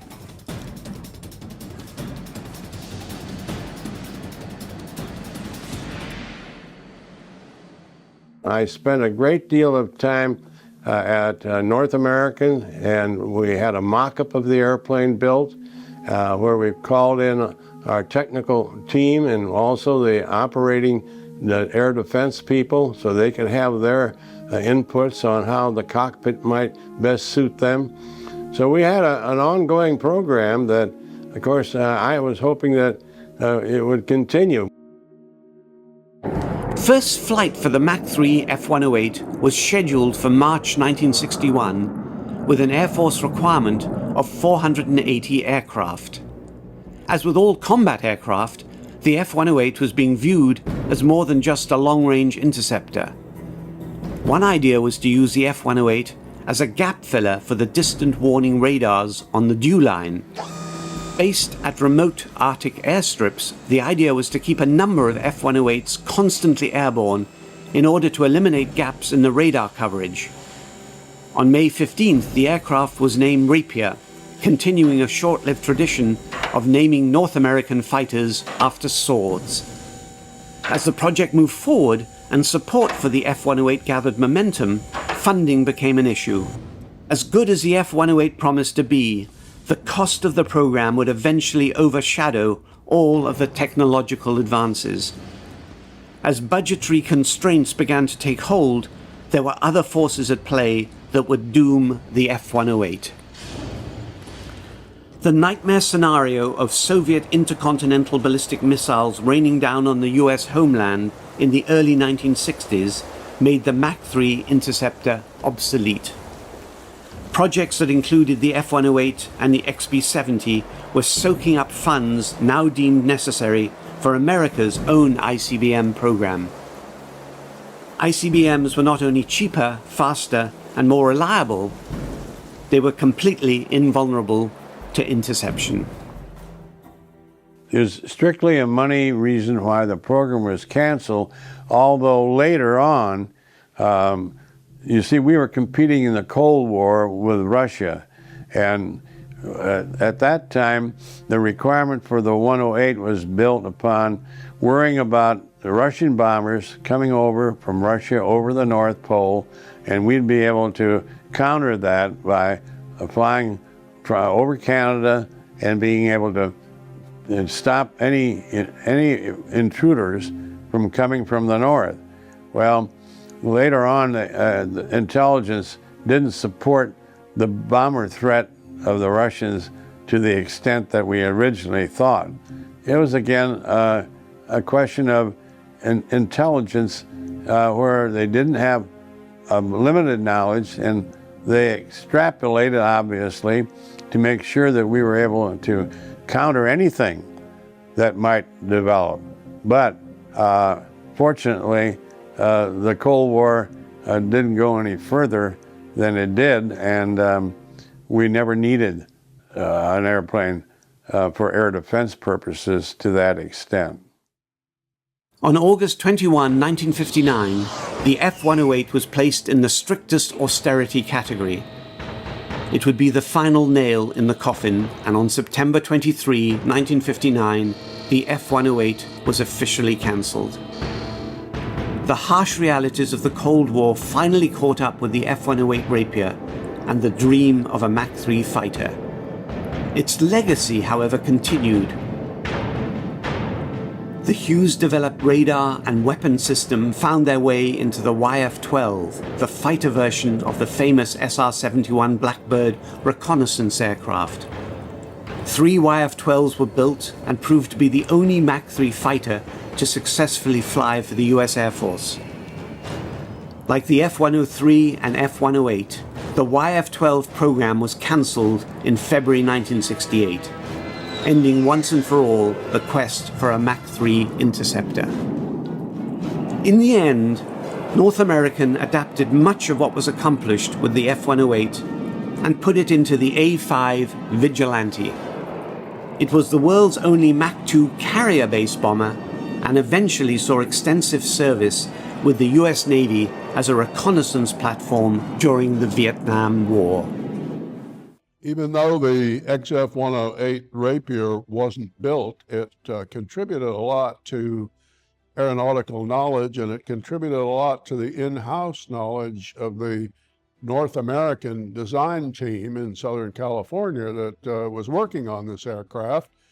And one of the things that they did as a result of acquiring all this knowledge was to design and develop for the Navy an aircraft called the A-3J Vigilante, later called the A-5. It was designed initially as a long-range nuclear bomber to operate from carriers in the days when the Navy was searching for a nuclear role for its aircraft carrier fleet. North American would never design another fighter. Its talent and expertise would soon be channeled into the space race. Amazing aircraft like the rocket-powered X-15 would break records and soar to the edge of space.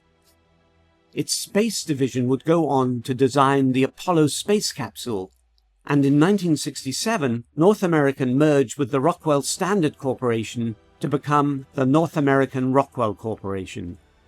This merger would produce the world's first spaceplane. Ordered by NASA in 1972, the space shuttle would revolutionize spaceflight and usher in a new era of flight.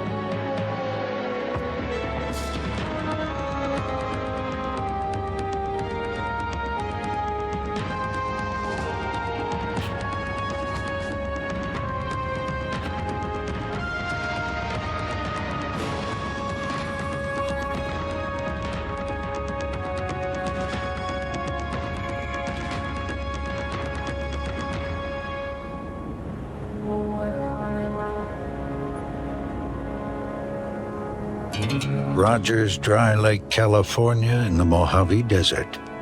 64 square miles of sun-baked concrete hard dry lake bed.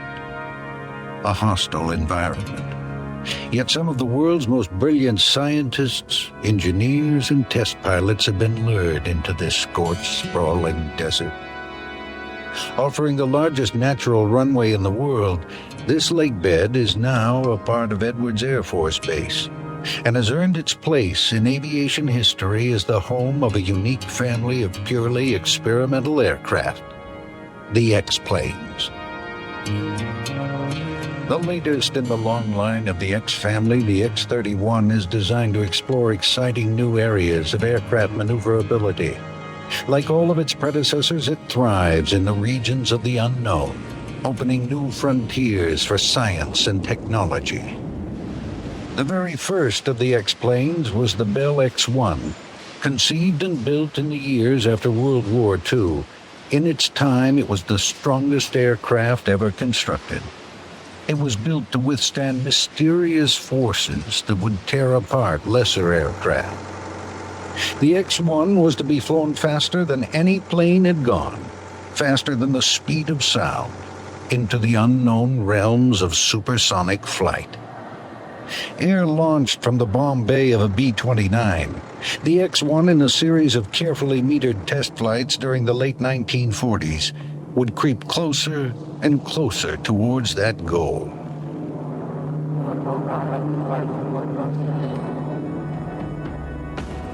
To achieve this, the little aircraft would have to pass through what many theorized was an unpassable wall of buffeting and strange shock waves thought to render controlled flight impossible. This wall was named the sound barrier, but if any aircraft could punch its way through, it was the X-1. J. Miller, aviation author. This period of aviation, the late 1940s, the post-World War II period up through the mid and late 1950s was, aerodynamics, especially transonic and supersonic aerodynamics, were at a very seminal stage. The difficulties that lay ahead were simply unknown. The solely experimental X-planes were flying laboratories working at the hazy edges of aeronautical knowledge. Built to fly beyond Mach 3 times the speed of sound, the X-2 was to enter the flying hell of the thermal barrier, where a lesser aircraft would have burnt to a cinder.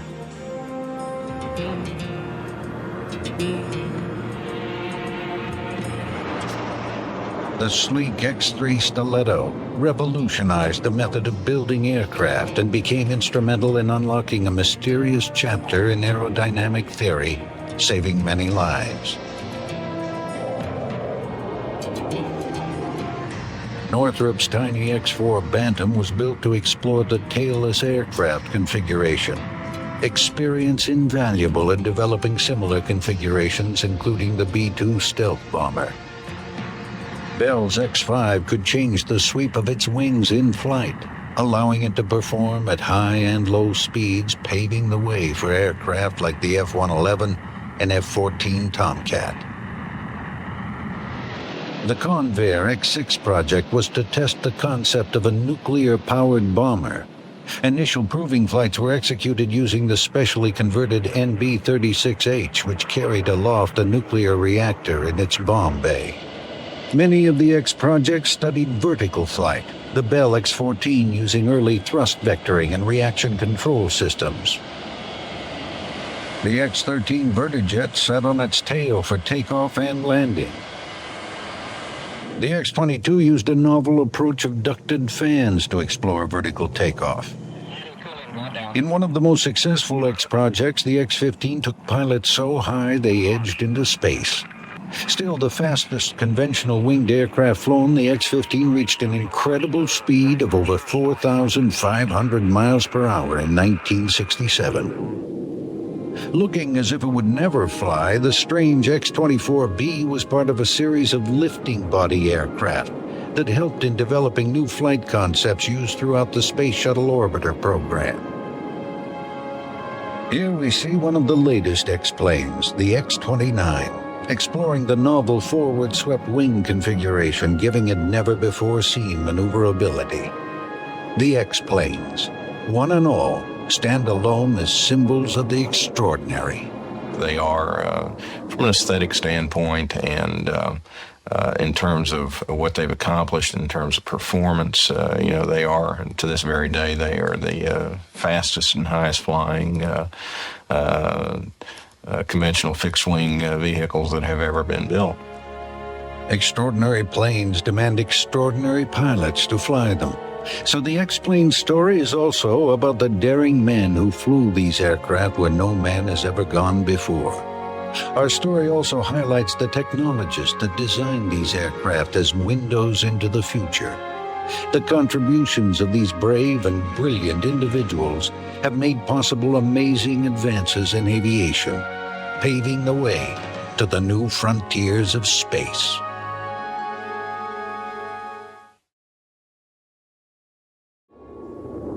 Modern combat jets like this F-15 fighter fly faster than the speed of sound as a matter of course, their high performance beholden to a legacy, to the early X-planes that proved that supersonic flight was possible.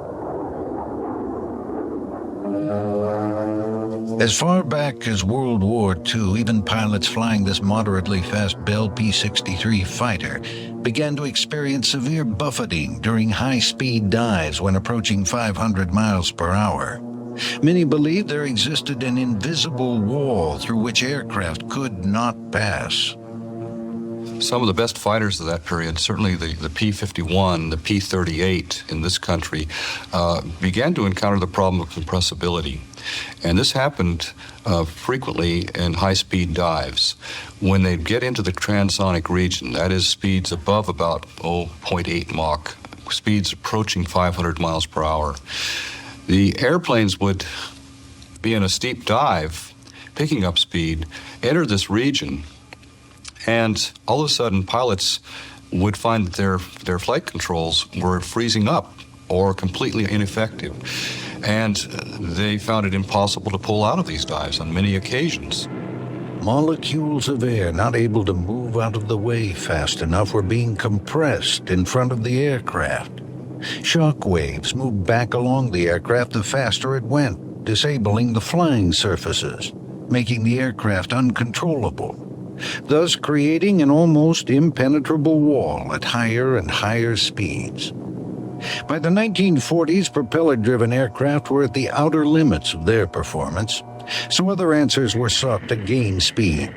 Almost at the same time, the Allies and the Third Reich came to similar conclusions. British and German jet technology introduced new frontiers of high speed.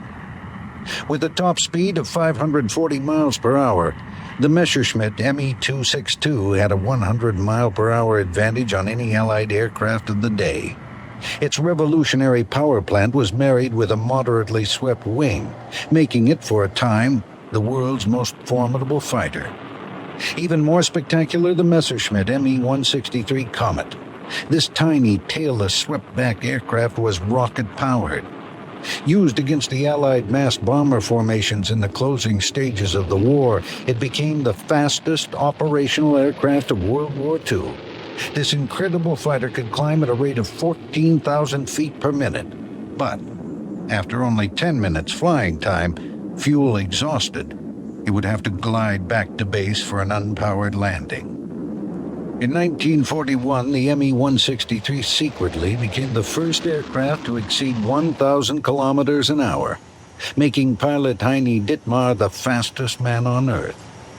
But the Me-163's designer, Dr. Alexander Lippisch, had not built the little rocket fighter for supersonic flight.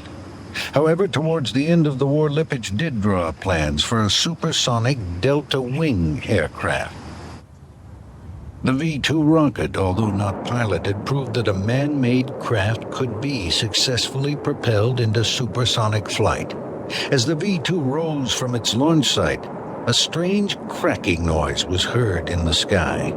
Ground observers were hearing a massive compression of air molecules. The world's first man-made sonic boom. But the V-2 was a ballistic missile. It didn't need to be maneuverable because it wasn't built to be piloted. The question remained, could man fly an aircraft at sonic speeds and control it through the gray area, the wall? The gray area didn't actually lie in the area of supersonic speeds. The gray area lay in the transonic zone. In other words, in between subsonic and supersonic velocities. It was that transitional period between subsonic and supersonic velocities where they really didn't know for sure what was going to happen. After the war, much was learned from captured German technology. The Me-262, V-2, and the Comet were studied in detail. Slowly, German advances were blended with Allied technology to forge new aeronautical developments in the post-war age. Almost from the beginning, wind tunnels had been used to test aircraft flight characteristics, and by the 1940s had become an exacting science. But technologists began to notice strange phenomena as they tried testing airflows approaching the speed of sound. In these uncharted regions, the faithful wind tunnel proved to be of little use. It seemed the only way through the war would be to build aircraft and have men fly them. One of the things that they ran into in wind tunnels was a choking phenomenon. Basically, they were having difficulty ramming supersonic air through a wind tunnel in such a way that the air was stable, and it was a continuous, very steady flow. A choking phenomenon would take place, which basically was a buildup of shock waves inside of the wind tunnel. As a result of that, the results they were getting from wind tunnel studies at supersonic speeds were ambiguous. In other words, it was not easily discerned as to whether or not the information was accurate and whether or not it accurately portrayed an event that would take place, let's say, when you're actually flying through the atmosphere at supersonic speeds. Augmented with lessons learned from captured German technology, the British took a lead in the race to the wall with its early jets fathered by Frank Whittle. Britain's de Havilland Vampire was used as the starting point for a truly exciting new experimental jet aircraft design. This new plane would have wide sweeping wings, but the distinctive twin tail boom of the Vampire would be replaced with a vertical fin, leaving no horizontal tail at all. It would explore the transonic speed range. The emerging DH-108 Swallow looked strikingly like the Me-163. Designers hoped the tailless configuration would carry Britain into the supersonic age. But in September 1946, the Swallow project was dealt a fatal blow. British test pilot Captain Eric Brown recalls. Geoffrey de Havilland Jr., who was chief test pilot for the company, was working up towards this, and he had been making runs at round about medium levels of 10,000 feet. And this particular day, he brought the aircraft down to 7,000 feet and made a run at about 0.875 Mach number. And at that speed, the aircraft suddenly disintegrated. He was thrown out, never opened his parachute, and his body was found in the mud flats of the Thames estuary. Focus now shifted to the hot and dry lake bed, high in California's Mojave Desert, near a town once called Muroc. In 1948, Muroc and the surrounding area became Edwards Air Force Base and remains today the premier research flight center in the U.S.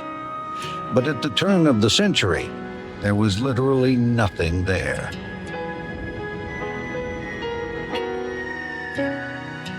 Back in 1910, the Coram brothers, Ralph and Clifford, settled here, drilled for water, then built a small community. Soon there was a train station, post office, church, and general store on the edge of Rogers Dry Lake. To avoid confusion with another town, it was christened Muroc, Coram spelled backwards. Years later, between the two world wars, the Navy denied the Army Air Corps permission to use the Pacific for aerial bombing practice. In its search for an alternate range, the Air Corps discovered this dry lake with its isolated natural landing strip and year-round flying weather, making it a perfect practice location for then and into the future. The Air Corps set up base during the early 30s, and by 1937 the range was being used on a regular basis. During World War II, the base continued as a bombing range, with the Army building a curious target out on the dry lake.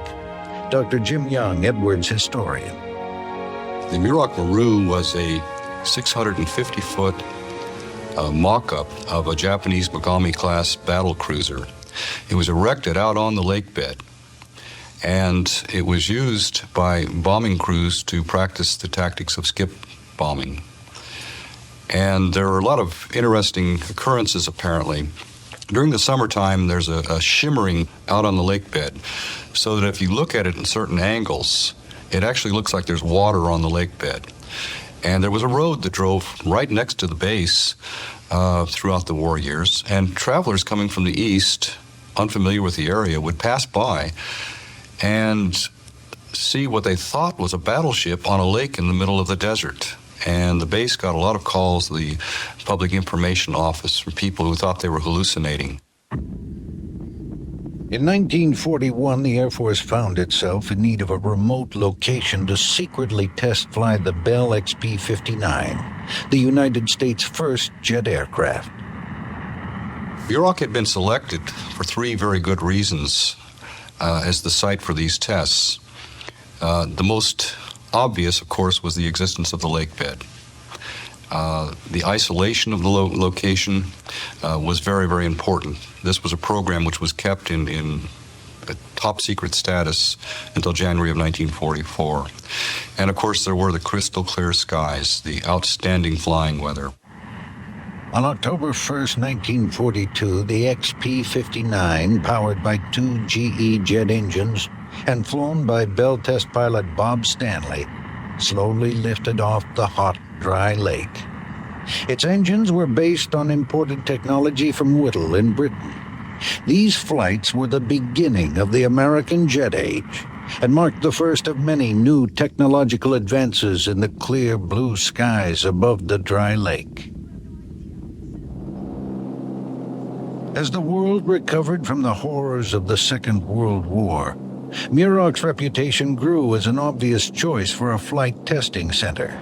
The most exciting test aircraft in the world in 1946 was the Bell X-1, built to withstand the unknown forces of transonic flight. Test pilot Chalmers Slick Goodland was the first man to fly the X-1 under power. Well, there were all sorts of stories about crossing the sound barrier being very destructive. In fact, As you know, Jeffrey de Havilland was lost in an airplane attacking the sound barrier, and they said it just came apart and disintegrated because of the forces in attempting to go through the barrier. And there were a lot of stories floating about, and it was extremely difficult, so they simply built the aircraft to withstand tremendous forces.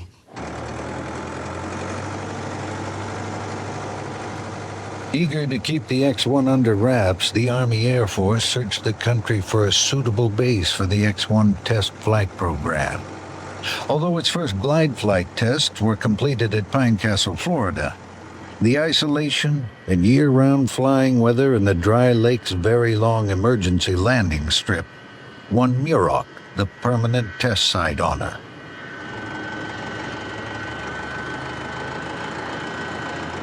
The speed of sound, to a lot of people, was a barrier, a sound barrier that couldn't be broken.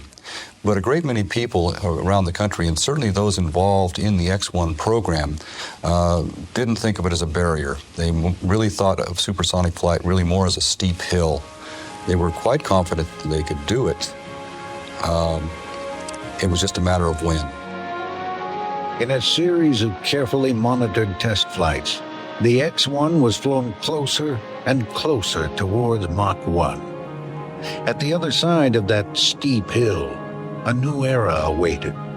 Through the invisible wall lay the tantalizing dream of supersonic flight.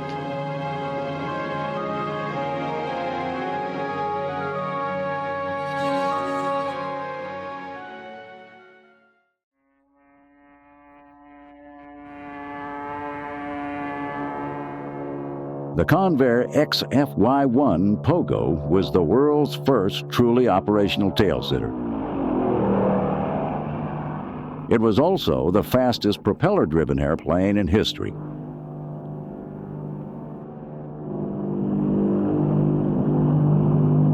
It was designed as a new breed of Navy fighter, a self-defense interceptor that could sit on the back of a ship and rise vertically to attack any threat.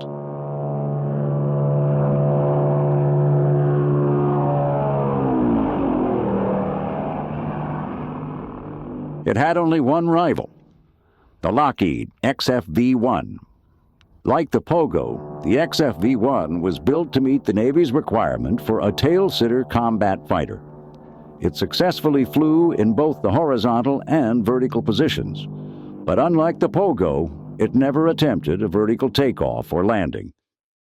Both test programs were conducted throughout the early 1950s. By 1956, they'd been canceled. And yet the Pogo proved it could be done. It was the first tailsitter to take off vertically, transition to conventional flight, and return to a vertical landing. This is the story of the brief but colorful career of the XFY-1 Pogo.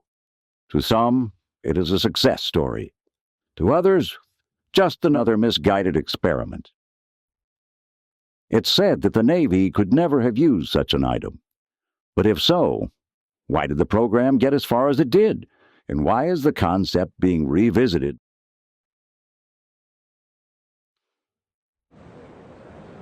Naval aviation did not truly mature until after World War I. Under the leadership of Rear Admiral William Moffett, the Bureau of Aeronautics was established to guide the development of naval air power.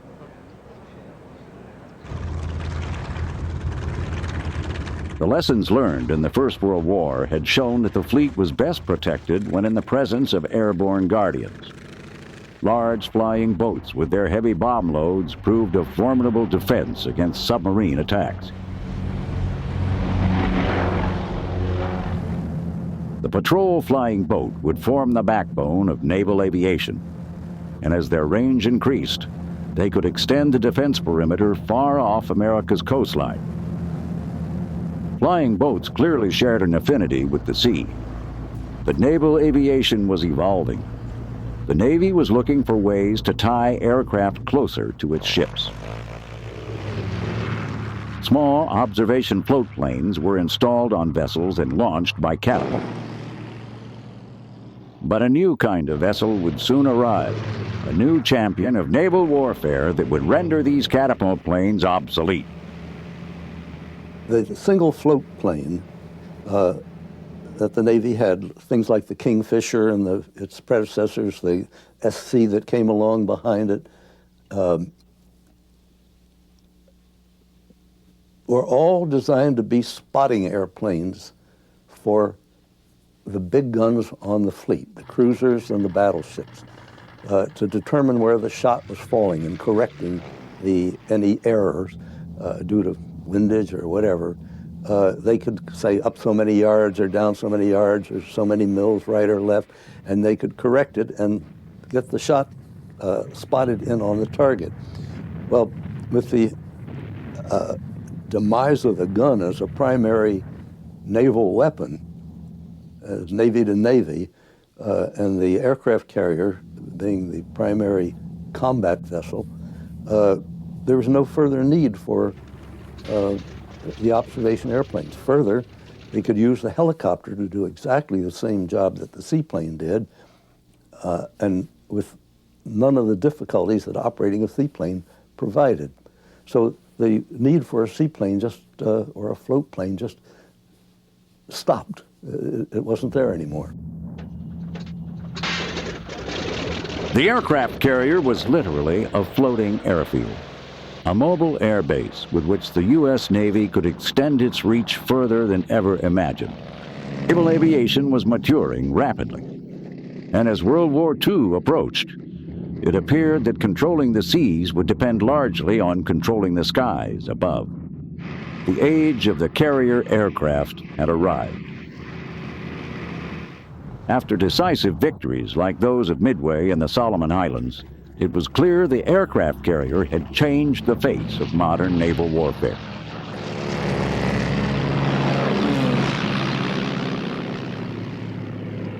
With this new spearhead of naval power, the U.S. and its allies began chipping away at Japan's Pacific Empire.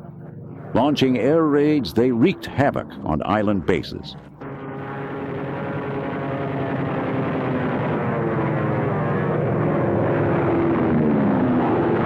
In desperation, Japan launched a last-ditch effort to thwart the advancing Allied forces, the kamikaze attack. Suicide planes filled with TNT were sent to hurl themselves into the decks of carriers. With a direct hit, the damage could be devastating. It was a sobering thought. If the carrier could be sunk, so could all its aircraft.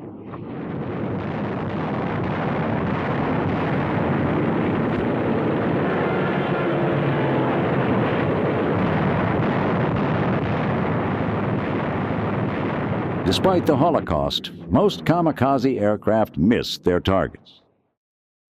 A few, however, did not. Navy planners began to question the wisdom of concentrating their air power on a single ship.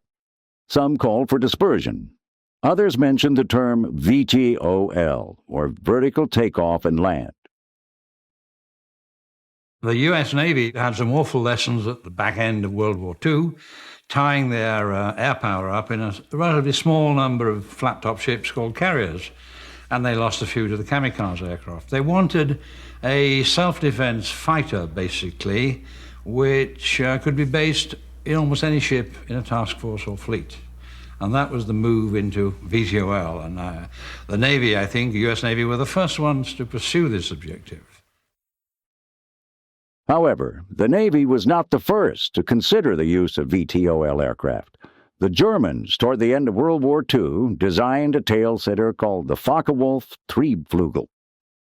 A ramjet was mounted at the tip of each of its 3 mid-body wings, which would spin and lift the aircraft like helicopter rotors.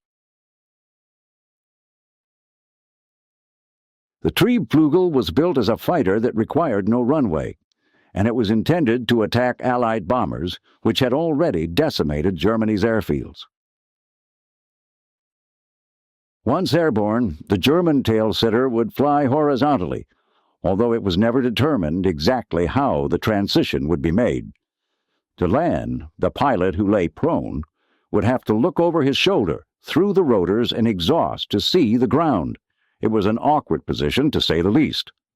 Still, the German design did recognize that only the most powerful of engines would be sufficient to lift an aircraft straight up into the air.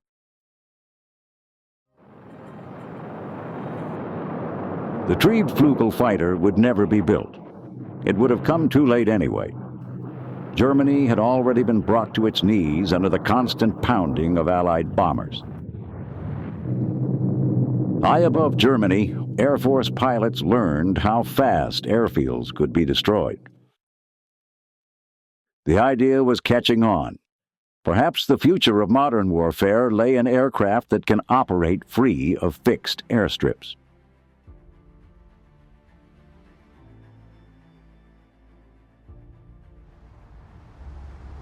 This is San Diego, California, as it looked just after World War II, cherished for its clear skies, warm climate, and coastal location. It is home to one of the largest U.S. naval bases, and it has always been a hotspot of aviation. It was also home to the Consolidated Vultee Aircraft Corporation, or Convair, which would build the first operational VTOL aircraft intended for the U.S. Navy. Here, during World War II, thousands of Liberator bombers and squadrons of long-range Catalina and Coronado flying boats had been built to help win victory for the Allies. Now, as America settled into the Cold War, Convair was building new aircraft, including the massive B-36 bomber, and new concepts were being developed. Under Project Hummingbird, the U.S. Navy had sponsored design studies for a VTOL fighter that could be installed on the backs of ships to protect naval convoys. In 1951, the Navy awarded Convair a contract to build such an aircraft. Captain Sid Sherby of the Navy's Fighter Design Desk was project officer for the test program. We had the same requirements for it that we had for our seagoing helicopters. It had to be able to take a certain amount of crosswind, a certain amount of deck roll, and all that. And that pretty much determined what the footprint had to be for it when it was sitting this way. And the idea for this was that it would take off vertically and gradually rotate forward and then go into normal flight and fly as a normal airplane. To land, it would come back at reduced power, and you can go through this transition and go to hover, and then back and land. So all you needed was a fairly clear spot on someplace on the ship where there wasn't rigging or things like that would have a big enough footprint for this thing to come, and here you had your own interceptor. The Navy contracted only one other company to develop a VTOL fighter, Lockheed. Both companies' designs would be built around the Allison T-40 turboprop engine, but Convair appeared to be one step ahead of the game. From the start, Convair elected to operate its experimental aircraft in the VTOL mode. For this reason, it received the first vertically running T-40 engine, which drove two contra-rotating propellers. The wing was a delta. This design concept would prove essential to making successful transitions between vertical and horizontal flight. At Moffett Field, California, the old rigid airship Hangar No. 1 was selected for what was officially called vertical taxi trials. From its 195-foot-high ceiling, Convair engineers dangled an enormous tether cable that was to be attached to the aircraft's nose. Once secured to the safety rig, the aircraft could rise to at least 100 feet and literally fly inside the enormous hangar. On April 29, 1954, the aircraft made its first tethered flight. By now, it had a nickname, Pogo Stick, so dubbed for its ability to jump straight into the air. The Pogo's T-40 engine was actually two T-38 turboprops married into a single gearbox. It produced over 5,800 horsepower, and every bit was needed to pull the aircraft straight up by its nose. The cable rig installed above the propellers could either lift the Pogo up or slack off to let it back down. At the time, the team was unaware that the huge props were recirculating the air within the hangar. This caused terrific turbulence and often loss of control.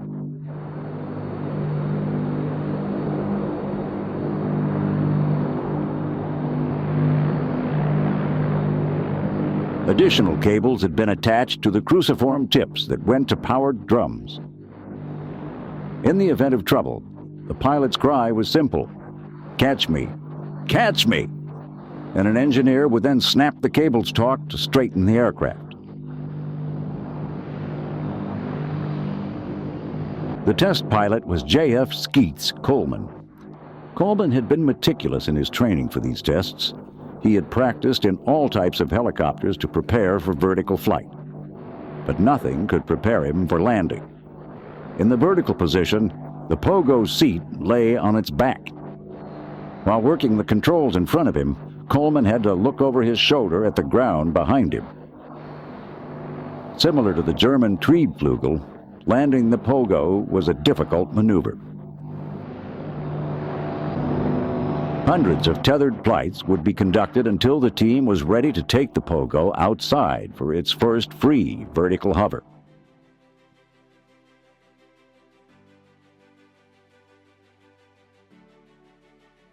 Outdoors, the Pogo could fly without the ill effects of the hangar turbulence, but it would also be without the security of the safety tether rig. However, this did not bother Coleman. He was more concerned with the unnatural act of peering over his shoulder to land the aircraft, a problem that critics would later deem unacceptable.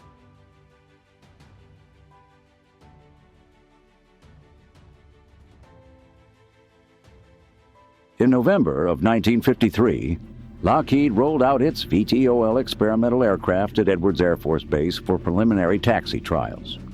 It was called the XFV-1. It was fitted with a special undercarriage beneath the fuselage for conventional takeoffs and landings. Although it used the same T-40 turboprop design, its engine had not been vertically tested, hence the need for conventional landing gear. The test pilot, Herman Salmon, was widely admired among test pilots, who knew him as simply Fish, and the XFV-1 would in turn be dubbed the Salmon, in tribute to its colorful pilot. Like the Pogo, the XFV-1 was designed as a tailsitter, but its footprint was considerably smaller. The most obvious difference was in the wing design. Lockheed's aircraft sported stubby, straight wings, like those installed in the XF-104 Starfighter. The Pogo's larger delta wing was a Convair trademark. Its wingtips, in combination with the dorsal and ventral fins, made for a much wider and more stable footprint, especially for an aircraft that was going to be perched on the back of a rolling ship.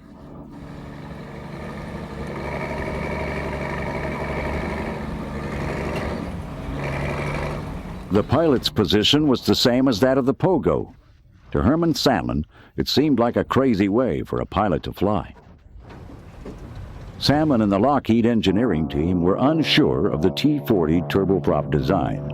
It was powerful, the most powerful propeller engine of its day, but they were convinced it was incapable of sustained operation in the vertical mode. They preferred to test the engine's performance and all the systems within the safety of conventional operation. As one engineer concluded, it was foolish to risk the pilot's life with an unreliable engine and an untested concept.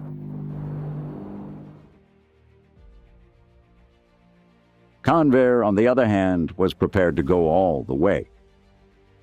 On August 1st, 1954, outside the old airship hangar at Moffett Field, the Pogo engineering team prepared the aircraft for its first free vertical hover.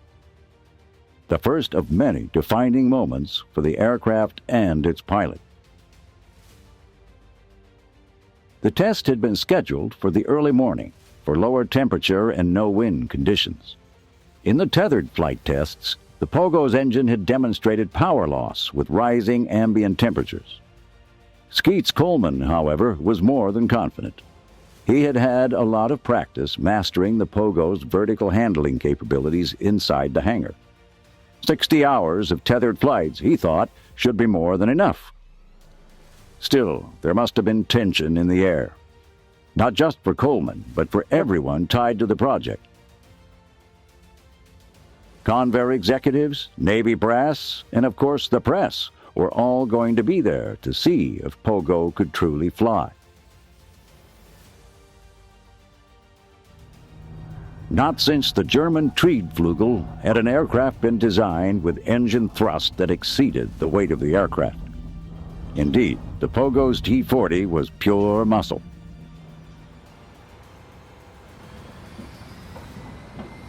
The powerful turboprop needed no warm-up. Each of the two contra-rotating propellers were 16 feet in diameter. The two units had been selected to counteract the torque that would normally be produced by a single prop engine. Such torque force would have made control in the vertical mode impossible. Every bit of power was soaked up by the huge propellers.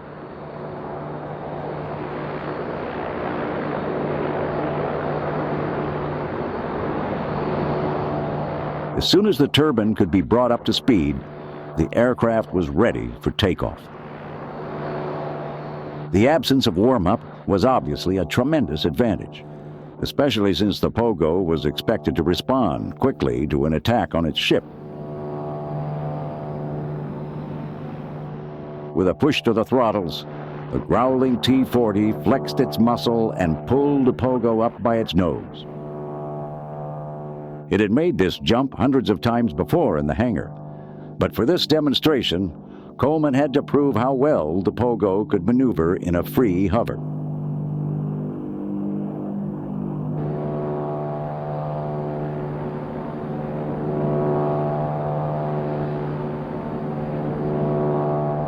In hover, the Pogo responded neither like an airplane nor a helicopter.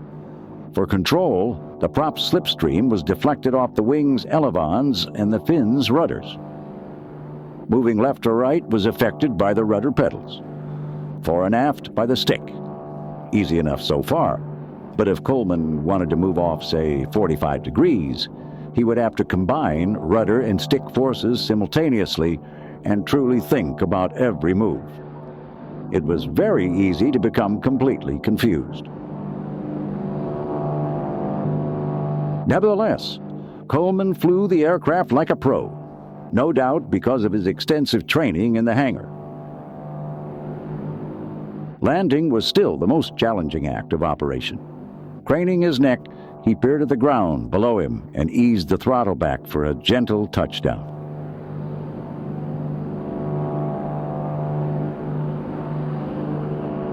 A howling success. It seemed fitting that this new breed of Navy aircraft should succeed at Moffett Field, so named in honor of the admiral who had championed the development of naval aviation some 30 years earlier. There was kudos for all, especially Skeets Coleman.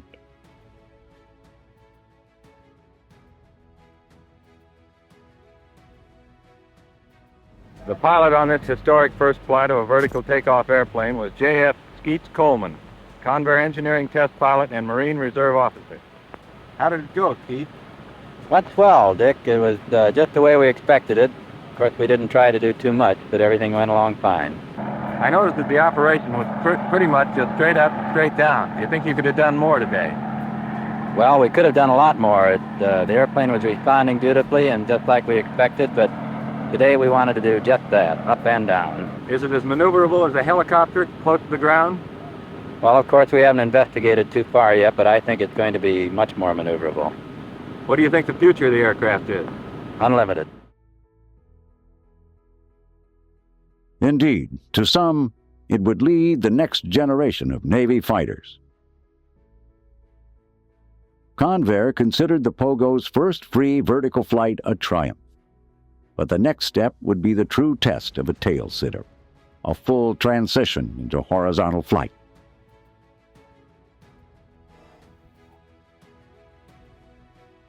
The sole virtue of the tailsitter or any vertical takeoff aircraft, is that it doesn't need a runway.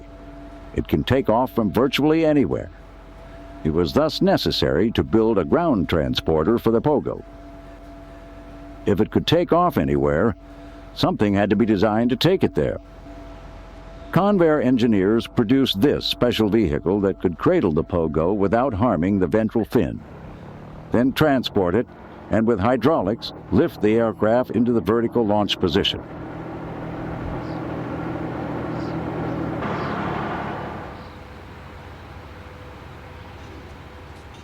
One of the most important innovations devised for flight operation was the adjustable pilot seat. It was designed to rotate about 20 degrees forward during the transition from horizontal to vertical flight. Without this rotation, the pilot would literally fall out of the airplane, regardless of how strong he was or how tight the shoulder straps might be. This only added to the complication of flight control. As Coleman would soon learn, making the transition for vertical landings would be more difficult than anticipated. The Pogo's delta wing was perfectly suited for pulling into the vertical landing position. It was an advanced design that was already being successfully used on other high-performance aircraft being developed by Convair. The XF-92A experimental test plane was Convair's first attempt to incorporate the delta wing. In this case, the goal was to achieve sustained supersonic flight. Studies had shown that a 60-degree delta was far superior to a swept-wing design from the standpoint of drag, stability, and control. In September 1948, the XF-92A took off from Edwards Air Force Base and broke through the sound barrier. The world's first powered Delta was a success, and Convair would build Delta wing fighters into the 1960s. But in the Pogo's case, the Delta wing was selected not for supersonic flight, but for its high resistance to stalling. The transition to vertical hover required a relatively slow airspeed. With a Delta, a stall would be next to impossible.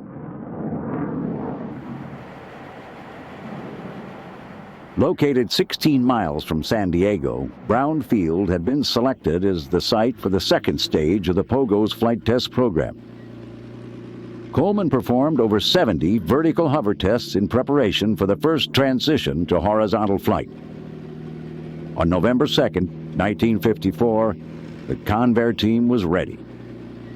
It had been 7 years since the Navy had first contemplated the development of vertical takeoff aircraft.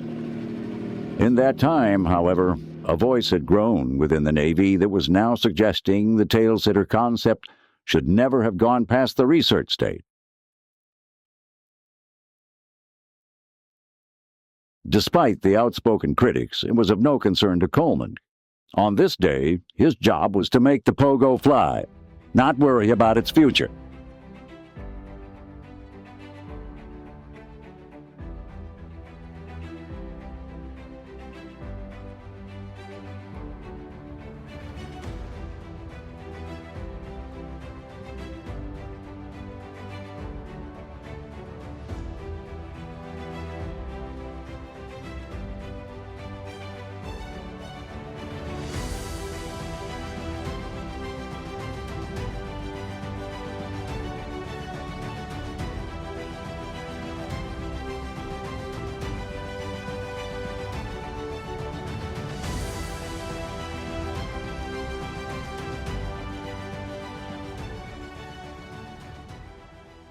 Coleman believed that the initial transition to horizontal flight would not be difficult.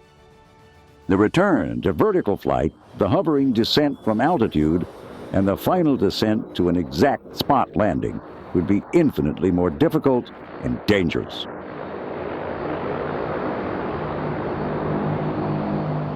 As usual, the liftoff was flawless. By now, taking off was second nature to Coleman. And the transition, this too was executed masterfully with a smooth application of power and a gentle pushover. There was no more than 50 feet under the ventral fin during the whole graceful maneuver.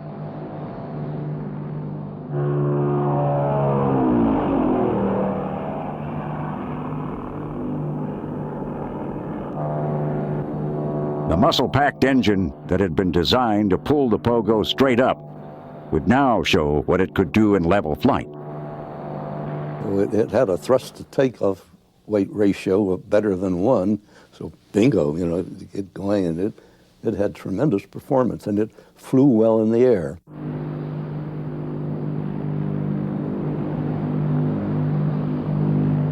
The Pogo could fly at nearly 600 miles per hour. It had no drag devices, no speed brakes. Even at flight idle, it was too fast for the AD-5 chase plane. Using all of its 2,500 horsepower engine, the chase plane just could not keep up. The Pogo was both the slowest and the fastest propeller-driven aircraft in history.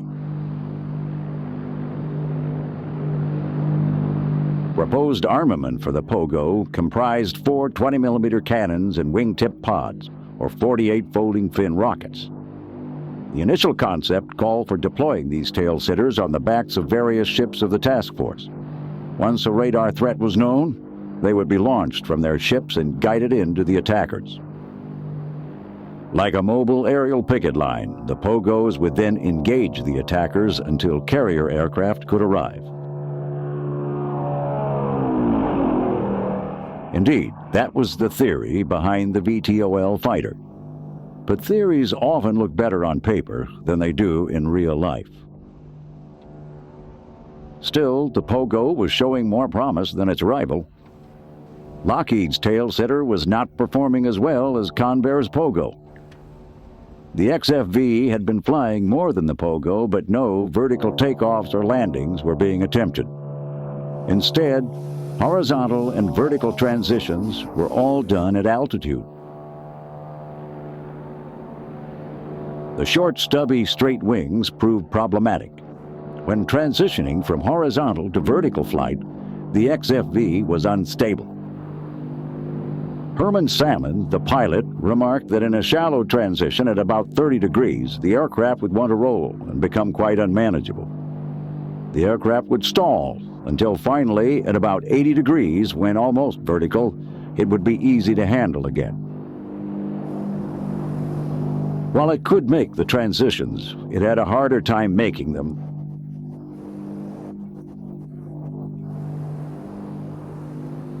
The Convair and the Lockheed turboprop-powered VTO aircraft look different, but in fact they followed exactly the same principles. They had a very powerful turboprop in the nose with a slender fuselage, wings, in one case a cruciform wing, and they used the controls that were there for normal wing-borne flight in VTOL flight. They flapped the rudders and they flapped the elevators and they flapped the ailerons, all of which were in that very well understood propeller slipstream. In the end, the Lockheed team decided to put an end to the project. The head flight test engineer himself wrote a letter to the Navy. In it, he simply requested that they terminate the program.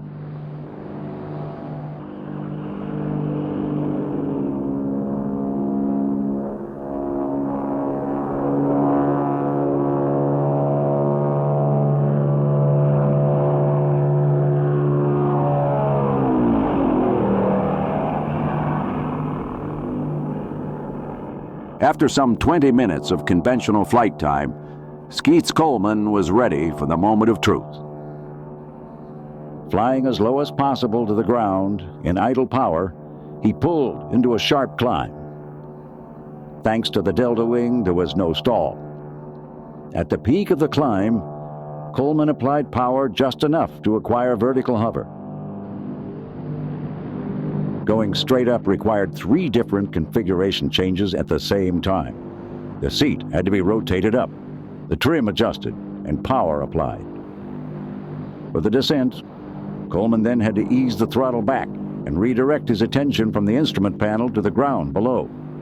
Looking down, back over his shoulder, he had to keep his eyes on the tarmac until touchdown.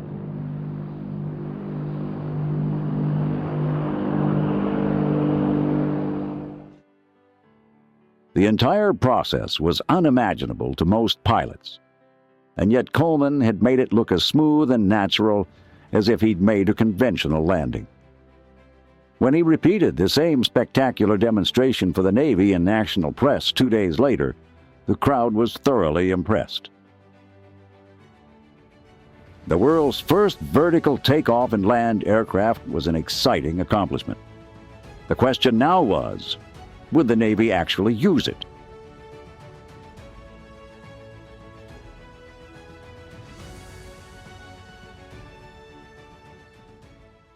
It takes off straight up. It flies level at over 500 miles per hour. The first man in history to fly the Navy's new XFY-1 fighter plane, designed by Convair, is Convair test pilot J.F. Skeets Coleman, a man who smokes for the pure pleasure of smoking. The U.S. Navy, by 1954, was beginning to reevaluate the VTOL program. The skeptics insisted that what the Navy intended was unrealistic, and the Tailsitter concept terminally flawed. True, they conceded the Pogo was an impressive machine, and yes, it was successful in flight tests. But as a convoy fighter, real-life operation was a different matter. All these tests took place in clear weather. Nice bright skies, sunshine, and the rest of it, whereas what the Navy were really after was an aircraft that could operate from a ship in pitch and roll in rough seas and bad visibility, and they never hacked that one. It wasn't an inviting prospect, I should say, as well.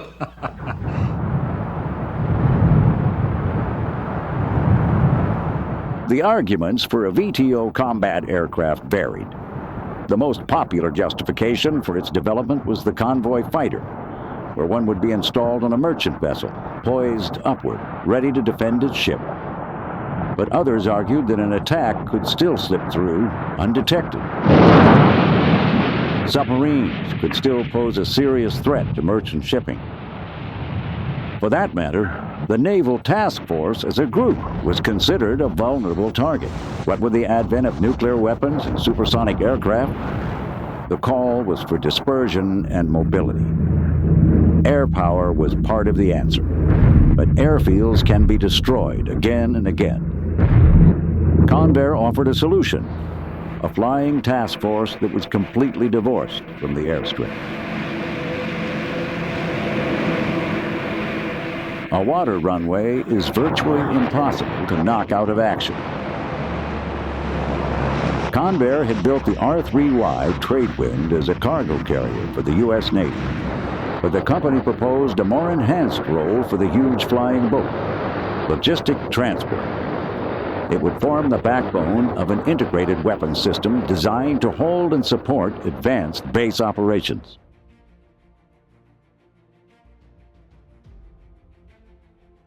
The concept was called the Mobile Base System, and it was comprised of aircraft that could operate free of fixed installations. Here, Convair demonstrates how the enormous hull of the R3Y could be filled with assault troops, vehicles, and machinery. Like an amphibious invasion, these flying boats would be sent to supplement the carrier strike force by securing an advanced base.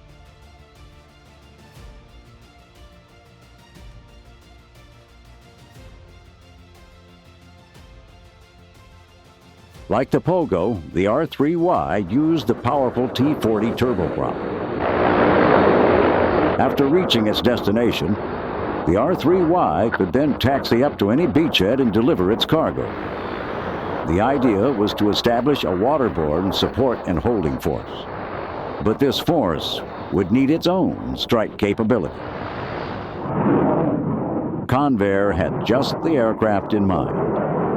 The XF-2Y Sea Dart. This was an advanced experimental plane that Convair introduced in 1952. Built as a supersonic fighter for the U.S. Navy, it sported the trademark delta wing design. But it was unlike any other fighter built by Convair.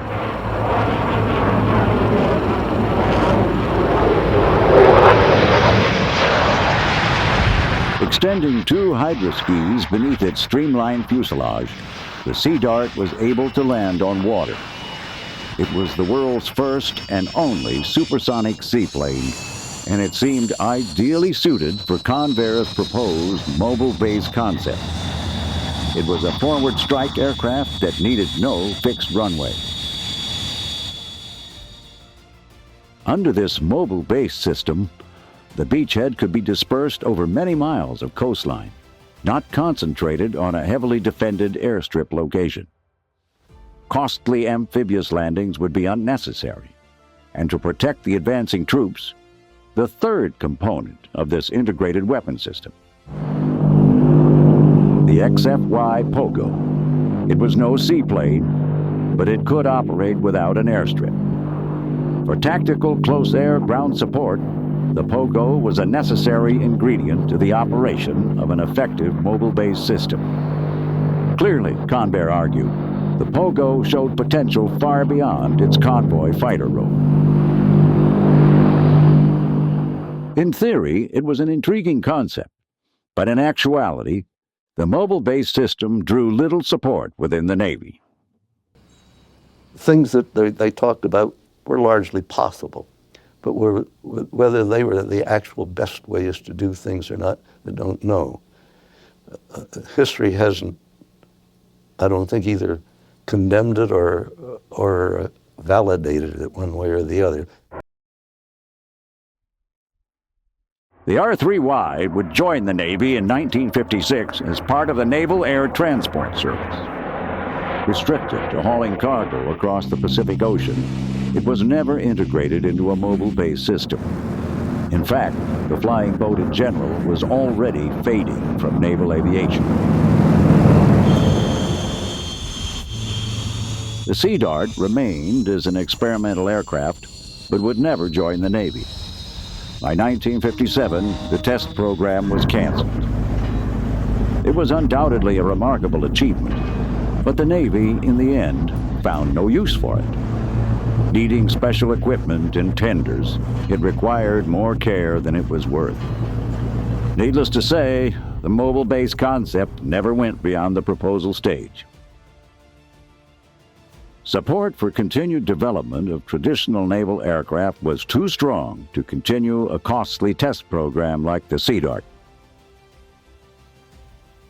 And the Pogo, its future was uncertain at best.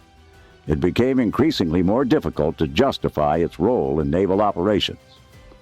But even had a requirement existed, the Pogo still had some unacceptable control problems, despite Coleman's skillful demonstrations. When in the hands of anyone else, the results were nearly disastrous. The backup pilot, John Knabel, attempted vertical flight without prior training on the tether rig. Okay, John, give her a little power. Bigger. Here, Skeets Coleman tries to guide him through the hub. Oh boy, all right, let's come off the power. Let's come off the power. Take it easy. Down. Bring her down, John. Back at power. Back at power, John. Back at power. Keep her. That's it. You're right straight. Now bring her back at power a little bit. Bring her back at power. A little right aileron. A little right aileron. Bring her back at power, John. Bring her down. Bring her down. Right aileron. Okay, a little left aileron. Right aileron, John. That's it. You got her under good control. But keep her going. Keep her going up. Power, power, John. That's enough. That's enough. Put your nose up. Nose up. Okay, a little right under. Keep her straight. Now, easy on the controls, John. Easy on the controls. Bring her down. Bring her down, boy. Bring her down. Come on, a little off the power. Bring her down. Not too fast. Atta boy. Okay. Good. Okay, John, you can hold her a minute. Shut down. The most unnatural position to fly, and when they'd come to the vertical after doing a decelerating transition, they had effectively to feel for the ground, and no view downwards and behind them at all. That was one of the problems. I mean, the pilot couldn't see behind him and didn't know how far off the ground he was. Very difficult. It wasn't a natural piloting position by any means. And it's not a position that I think pilots would ever get used to. I mean, again, all this flying was done in clear blue skies and the rest of it, of course, and so they never really tested it under adverse meteorological conditions or with a big gusting wind. In 1956, Convair set up a tether rig at Brown Field to resume pilot training. Skeets Coleman had made his longest and final flight on June 16, 1955. He had already received the prestigious Harmon Trophy for being the first man to successfully take off vertically, transition to horizontal flight, and return for vertical landing. Under his control, the Pogo was indeed a graceful machine. The inevitable happened on August 1st, 1956. The experimental test program of the XFY-1 Pogo stick was officially terminated. By then, despite its accomplishments, the Pogo had lost its support within the Navy. It worked and worked fine. There wasn't any problem with it. The engines were good, but no requirement. The threat vanished. It didn't exist anymore.